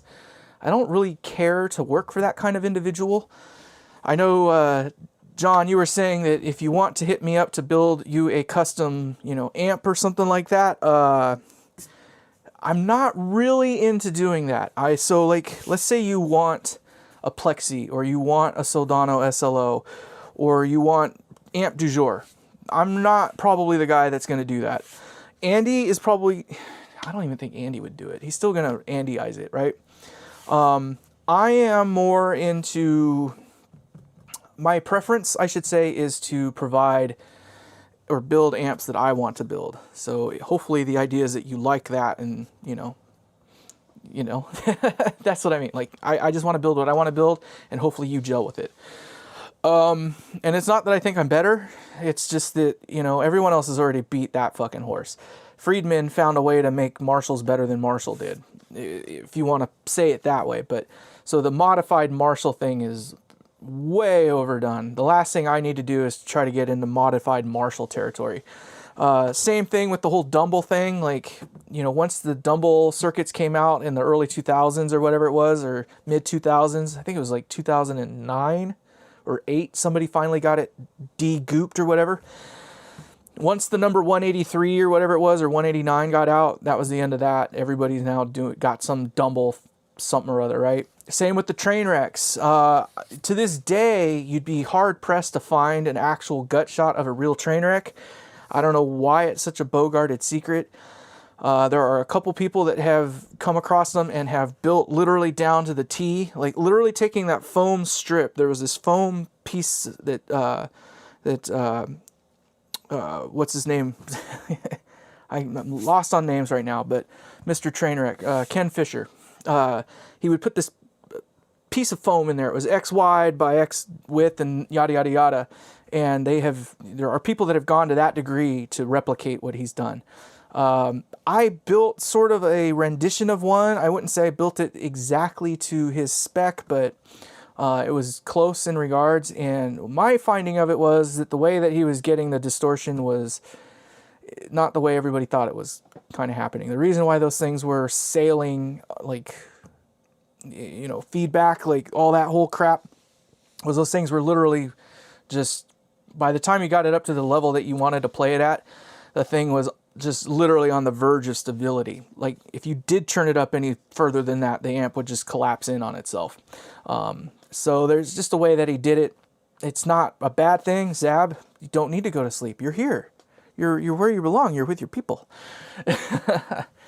Okay, so Zab, just so you know, there are rules to this game. It is still a game in a sense. It's not a game, I'm just teasing, but there are rules still. The rules are simple. All you have to do is give like a 15 to 30 second little introduction of who you are, your name, you know, who you are, and have a short little video that shows your current guitar rig.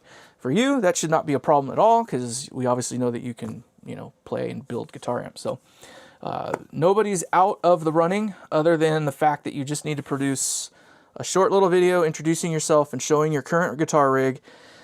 And you need to email that to John. John, you can put your email in the thing if you want. And then what else do you have to do? There's other rules. Oh, you have to be a subscriber to both of our channels. I'm almost thinking about forcing everybody to be not just Team YDNA, but also Team ATech, but I haven't gone that crazy with it yet. No, you're like cutting all my values in half. So,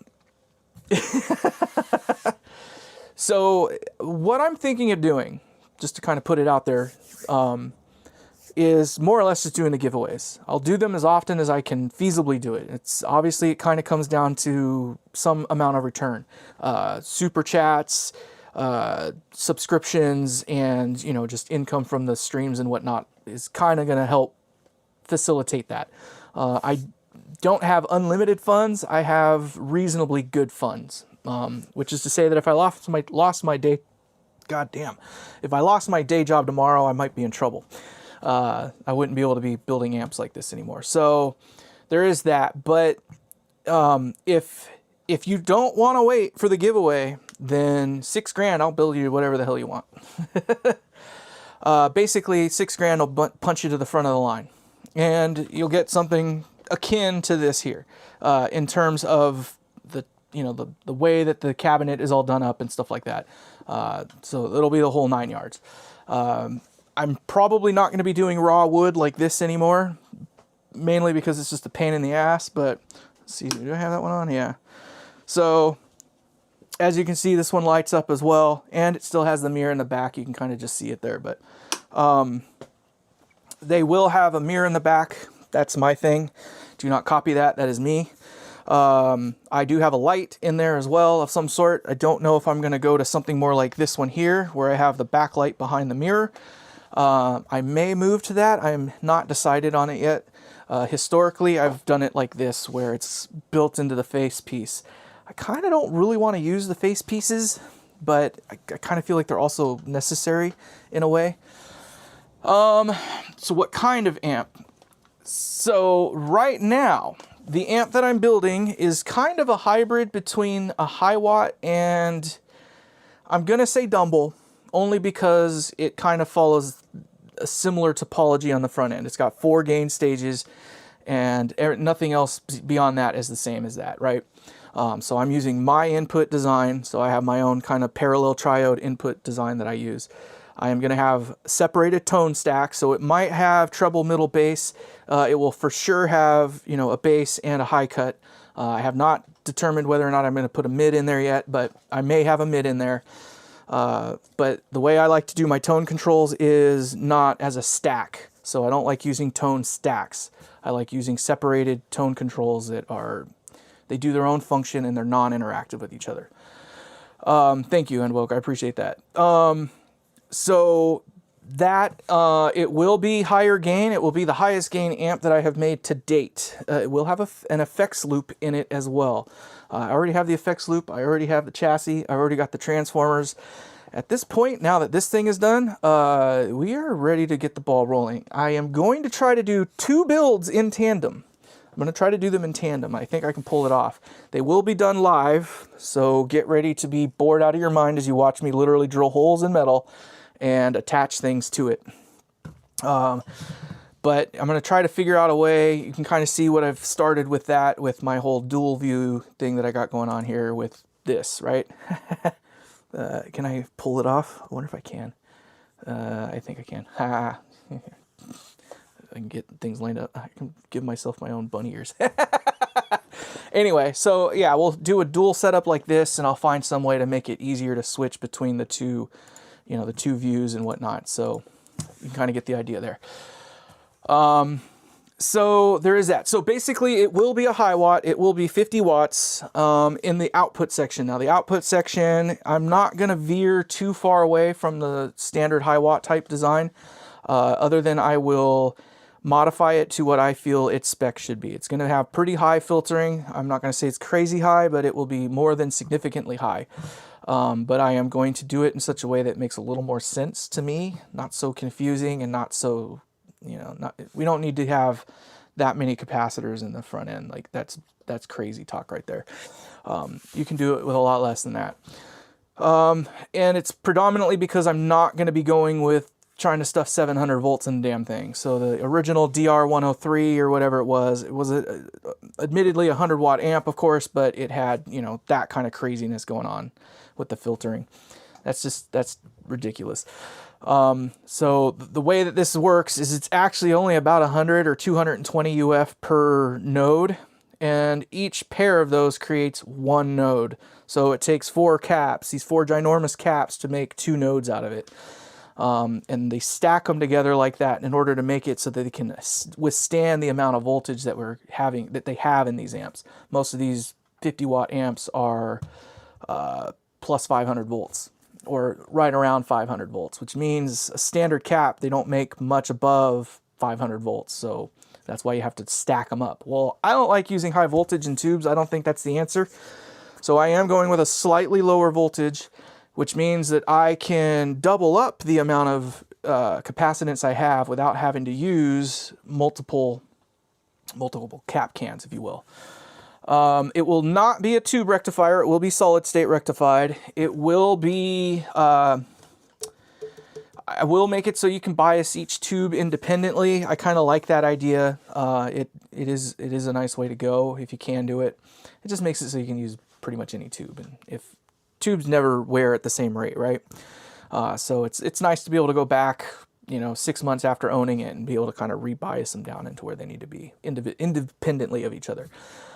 Not that I mess with it all that often. I usually do cathode biased, and cathode biased honestly sounds pretty dang good. I like it that way, but we're gonna break some rules on this one for myself. So yeah, it will have an effects loop, as I have mentioned, so expect this thing to kind of land gain-wise. I'm not gonna use a cathode follower in it, other than for the pi section, so even though you don't really need that one. I think I've read some of the lore on, you know, the matchless designs, and they said that literally the only reason they put that cathode in there, or the cathode follower in there, was to literally just eat up the tube. You don't really need it, but you could have ran it off the first tube ahead of it. But whatever, we're gonna keep it in there just because. And it makes a nice recovery for the effects loop. So it gives kind of a last chance for me to do a little bit of tone shaping, this, that, and the other. So we will do that. More than enough, yeah. So Zab, yes. I will have a little over 400 volts. I am going with a hyper beefy. When I say over-engineered, I mean this thing will be over-engineered.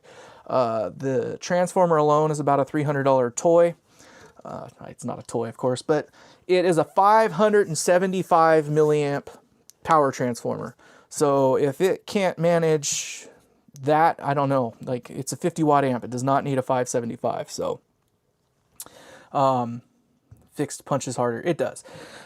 So yeah, fixed bias, of course. There's a little bit, it depends. Yeah, the cathode bias does kind of suck in a little bit more. It can be authoritative depending on how you design things. You can get it there, but it's definitely, you know, tit for tat, it's not as authoritative as a fixed bias amp, of course. The tube rectifier. I like tube rectifiers. There's a reason I like tube rectifiers, and really the only reason is it's a way to quell some voltage, you know. So if you have a high voltage amp, let's say you're sitting at 450 or 480 volts or something like that, you're like right on the cusp of, you know, being too hot for the, you know, the caps that you got or something like that. The tube rectifier knocks it at least 10 volts off, some a little bit more, so you can get yourself down into that operating range that you want to be. The amp that I'm designing will have a NTC, much like this one does, a negative temperature coefficient thermistor. The thermistor is there to just make it so that the inrush current, when those caps are discharged, don't try to literally burn the amp up. I will have 200 UF on the first and second node. So for those of you who do not know, when you discharge an amp all the way, and it's part of the reason I don't like using those safety resistors and why I don't really worry about discharging the amp, is that when you discharge it all the way, as far as the electrical circuit is concerned, it is a path to ground through that capacitor. So when you turn that switch on and you don't have a thermistor or a tube rectifier in there, it's all the angry pixies trying to rush through those caps right freaking now straight to ground. That is obviously not very easy or nice on the switch and any of the components inside of the amp, which is why a lot of them use two, count them, 1, 2, 1,000 volt rated 1 amp diodes in line with each other. You don't need that much. There's not 1,000 volts in the amp, right? So why should you need 2,000 volts and 2 amps worth of current sink inside of 2 diodes? It's because of that inrush current. They found that if you only used 1 diode, it was just enough inrush current to pop them. So there's a reason why they put 4 diodes in an amp that only needs 2. So I am going to use 4 diodes. I'm going to use the UF5408s, which are quieter. I think they're rated for 3 amps if I'm not mistaken, and they're more than beefy enough. They will never fail. And they're just a little bit quieter than the 1N4007s or whatever. So the objective behind that is just to make it over-engineered. Again, no corners cut there. The NTC will help make it so the inrush current is not so bad. No, the bleeder resistors they're not really there for that kind of protection. They're literally only there as a comfort for those of you know who are poking their fingers inside the damn things. It's more or less done only for the techs. If you want to if you want the amp to kind of wind itself down, just leave it on. You know, unplug it and turn it on. It's the switch is doing what it's supposed to do. The caps will do what they're supposed to do. So just turn the amp on and let it sit for a few minutes. I don't really worry about discharging anyway when I get in there. I use these guys here, of course, but these are all ESD rated, or ESD safe, so they've got a path out. So the second you go and you touch anything that's hot anyway, it just goes beep, it just zaps real quick and it's done. It's out of there. And since this is the first thing that'll probably be touching in the amp anyway, I don't even bother with it. So yeah, you know, that guy there, and all my other ones that I've done any kind of work on, yeah, the hot iron goes in there. I've even left the amp on before. Ask me what happens. It's not nearly as crazy as you think. It just gives a big zap, and you realize real quick you did something stupid. But it doesn't hurt you. It doesn't hurt the iron. It doesn't hurt anything. It's scarier than anything. That's about it. Now, I'm not saying that as a wise way to do it. Obviously, if you're smart, you'll probably want to discharge the amp. I have been lucky. I have not been shocked yet by sticking my fingers in them, but generally by the time I get my finger in there, like I say, the first thing that's going in there anyway is this. So, you know, if I need to lift a cap that's been in the amp while it was on, I turn the amp off, I unplug it. Always unplug the amp. That's the smartest thing to do. Again, you got to put heat to the thing anyway before you need to worry about picking it off. And I tend to use a wand. You know, I use one of these little Extron tools. I think this thing is going on 10 years of age, if not longer. So this thing has made its weight in gold for me. I need to find a supplier of those. I love those little pen screwdrivers. But in either case, yeah, you just get in there. The first thing you're touching is this anyway. You melt it off. You use that to lift it off, and then of course you got to pick it up at some point. So by then it's already discharged enough that you don't got to worry about it. So little things like that. I don't know. A lot of people, I think, are perhaps a little too cautious, but maybe I'm just lucky. I don't know. But yeah, I don't like putting those droppers. Another problem with those resistors, those 220s, is it's kind of a false sense of security too. It's not instantly going to discharge the amp. It still takes a moment or two. So if you sit there and you go, oh, yeah, those are in there, it's safe. Well, you don't know how long it really takes. So I don't know. Touching the receptacle, yeah, that can happen. I've been so lucky. I haven't done it yet. I've just been lucky. Now I'm not saying I haven't shorted things out before, you know, again, just willy-nilly, but there's always something going in the amp before I do. And everybody always laughs at me. They go, you wear your ring when you actually work on these things? I was like, yeah, like what the hell is this thing going to touch? Like, it's not like I'm stuffing my hand directly inside of the amp or something like that. Generally, when you're going in there to reach inside the amp, you're pretty isolated. You're touching the thing that you need to touch.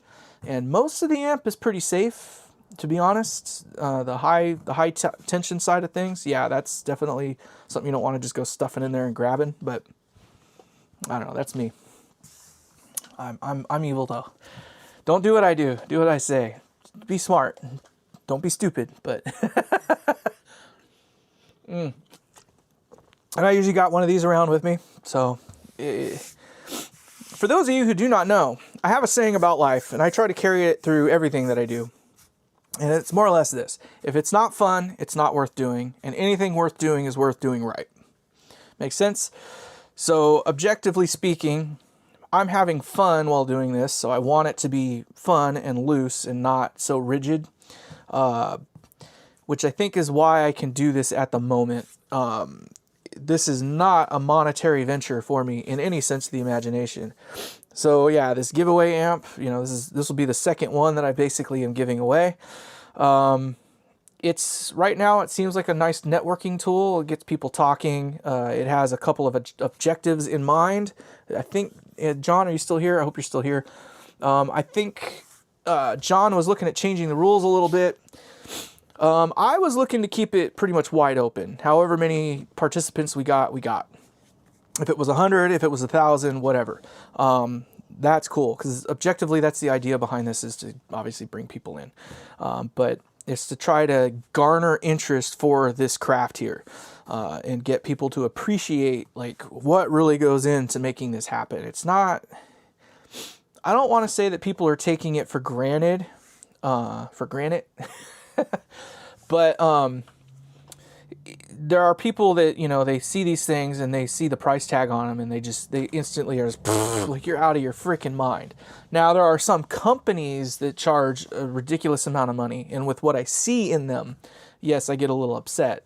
But at the same time, I also know that it's not a cheap venture. It's not something you just do on a Sunday, and on Monday morning, you've got a play toy. It's not that quick. It's not that simple. Especially when you're starting to do custom cabinetry and stuff like that.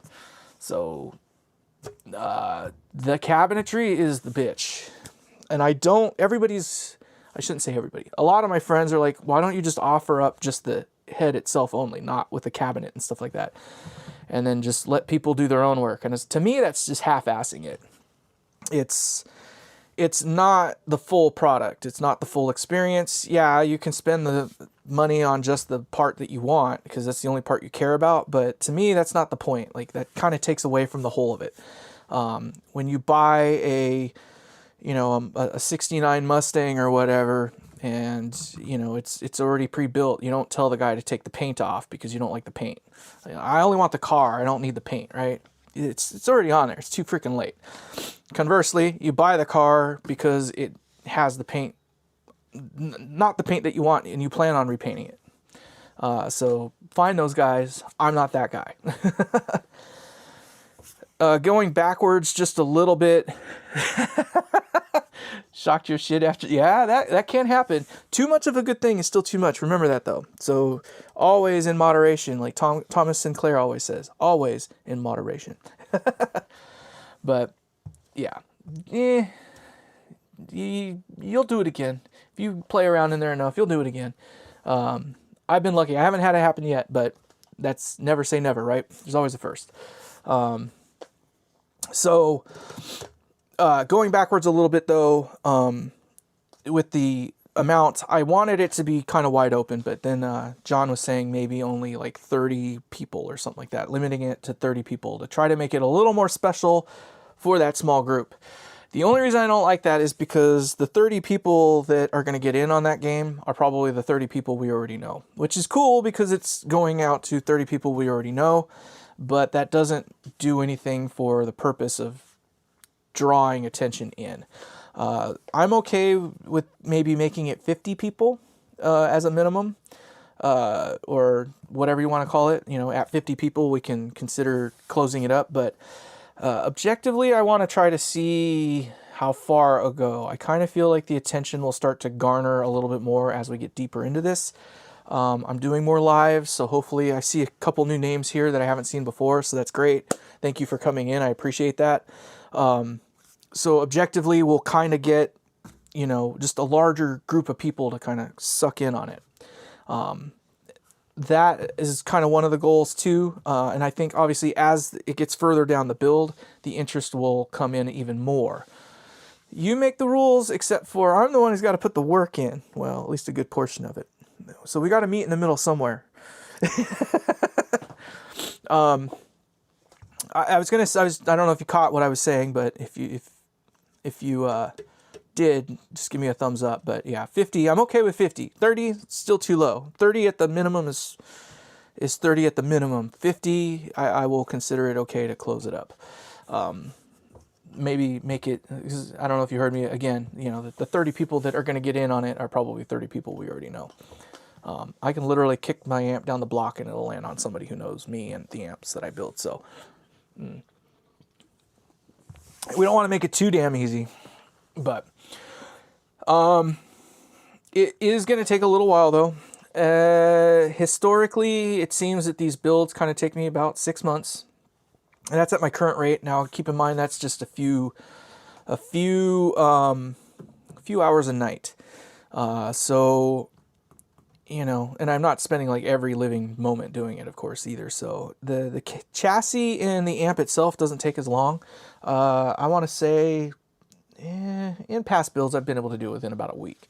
Once I start drilling out the chassis, that takes a few days, and then doing just the electronicals another few days. Again, that's just a few hours here and there. If I get a whole weekend to do it, it's, you know, that's great. If I get a little vacation time to do it too, it obviously speeds it up. Obviously, that's the part that everybody wants to see, but the cabinetry is what hurts.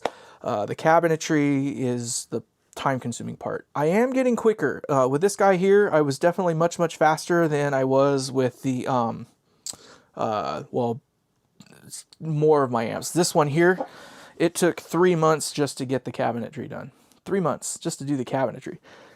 There's no Tolex on it.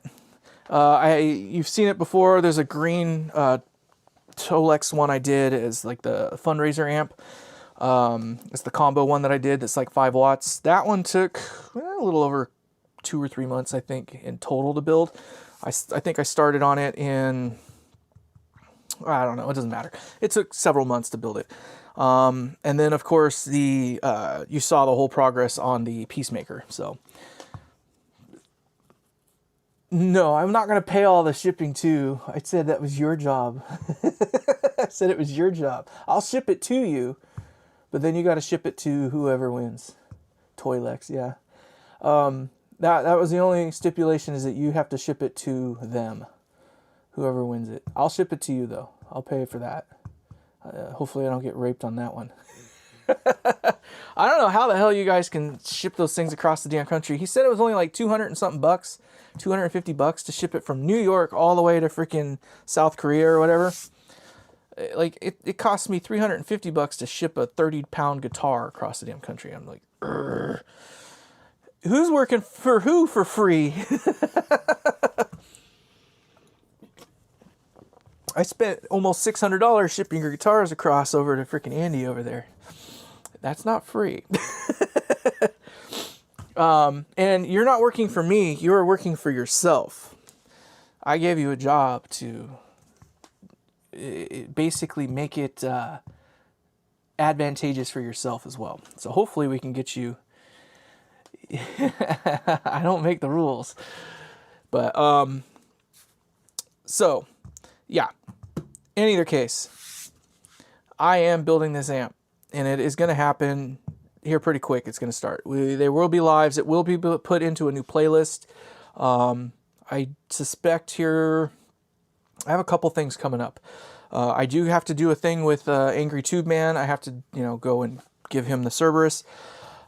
Which then also means I'm going to be out of commission for a couple days while I do that. I have another show that I took on at the end of the month.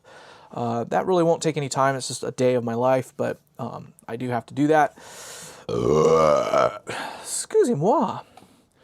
And then after the first of the month, it kind of slows down for me. I have one other event scheduled out for Easter Sunday. And then it's just kind of, life stuff. Whatever life throws at me is kind of what's left over. But I don't suspect that's going to take too long. So, what are you talking about, Mr. John? About me paying the price? I remember clearly saying that you will ship the amp to the winner. I will get it to you, but you will ship the amp to the winner. Now, objectively, you're also going to get to check out the amp.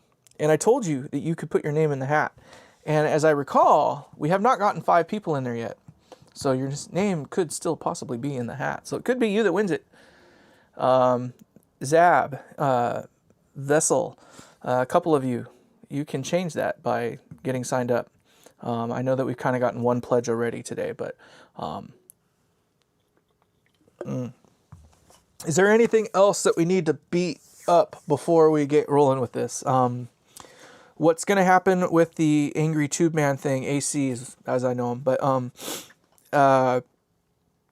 we'll make a day out of that. So I'm going to bring this guy here. I'm going to bring my 18 watt there. I have a 30 watt that I'm going to bring as well. I'm going to bring a couple different amps. I'm going to try to bring as many as I can. So I figure we're probably going to have close to a half dozen amps we're going to bring down there with us. And then him and I will just kind of check all of them out and give him an idea of what it is I do. He'll get to obviously hold on to the Cerberus indefinitely, and we'll go from there. So I don't know that there's anything else that I need to bang out. I will make content on that, so that will obviously be a video. I don't know if I'll put that in a playlist or if I'll just make it a random video or not, but I don't think I'm going to be able to pull that one off live. I want to do it with the 360 cam that I got. This thing is really cool and works really well for creating video content. I honestly, I wouldn't care as long as it was fair, right? Like, if you can prove that it was a fair and just, thing, I don't see why it would matter, to be honest. You know what I mean? And if there's only 30 people in the game, what difference would it make anyway? Save yourself on the shipping. So yeah, if there, like I said, 50, I can live with that. But with 50 people in the game, I mean, it's pretty hard to cheat that, I think, without it being kind of obvious. So, if you can make it as transparent as possible, then I don't see how it's possible. So I don't see why you couldn't. I know that innocent until proven guilty, right? So are you still under the cap that you set for yourself? You said 5 people, where you said 3 have gotten it in, or 2. So how many more do you need before you're knocked out of your own game or rule, if you will? Just looking, I guess, if you will. So yeah, as much as I love this thing, it is a bitch and a half to work with the files that come with these things. DJI made a really cool product, right? But where they failed was the editing side of it. It is not PC friendly. And this machine that we're doing all this crap on is a beast.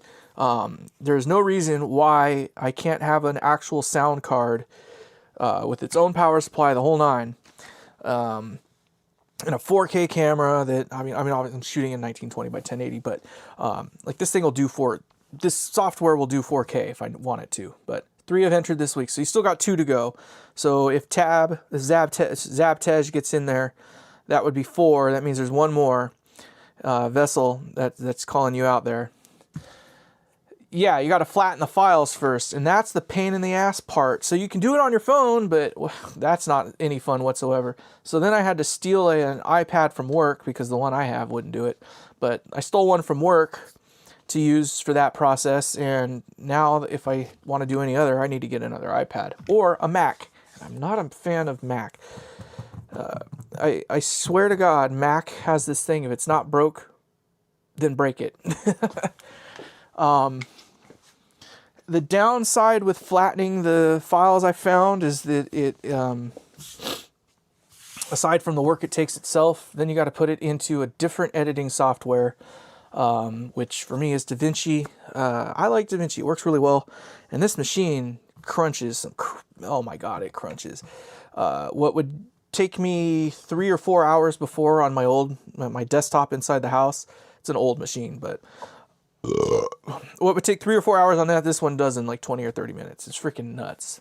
That hour-and-a-half video that I posted the other day, granted, again, it's in 1920 by 1080, but it only took 15 minutes to bang that out from start to finish. So that's insane what this machine will do. But it will not do anything for editing on that 360. It will not do it. But an iPad will, no problem. That and the file, dealing with the file side of things is kind of a pain in the butt. Every time you do export, whatever, it creates a new file, and the way that it names the files, there's no rhyme or reason to it. It literally looks like hieroglyphics when you see the file name, and it's like, how the hell are you supposed to manage that? It's not a date. It's not like an ISO format or anything like that. It's just a bunch of random numbers and letters. I hate it. Part of me wishes that we got the 360 cam or whatever it was. The what's the other company that's out there? I can't remember. Whatever the other company that is famous right now, but apparently they're a little bit more PC friendly, if you will. Whatever. So, I think I've beaten everything out of this video that I'm going to beat out of it. We're at 2 hours and 7 minutes. I'm actually kind of shocked. We have had 0% loss, not a single frame dropped. Ugh. I don't know how the sound is, to be honest. I didn't really check that.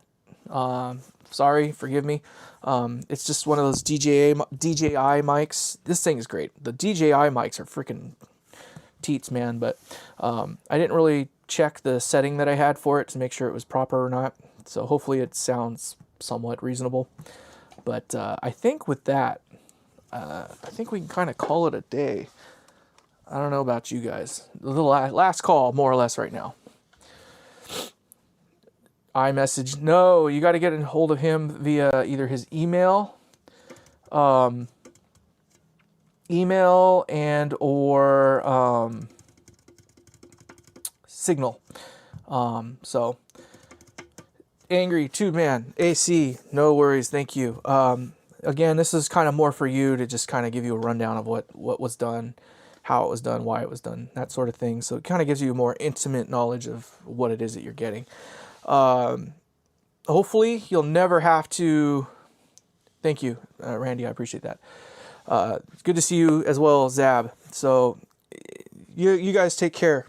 And I will see you in the next one. Just going to leave it right there. So thank you guys again so much. We'll see you in the next one. Take care. Goodbye.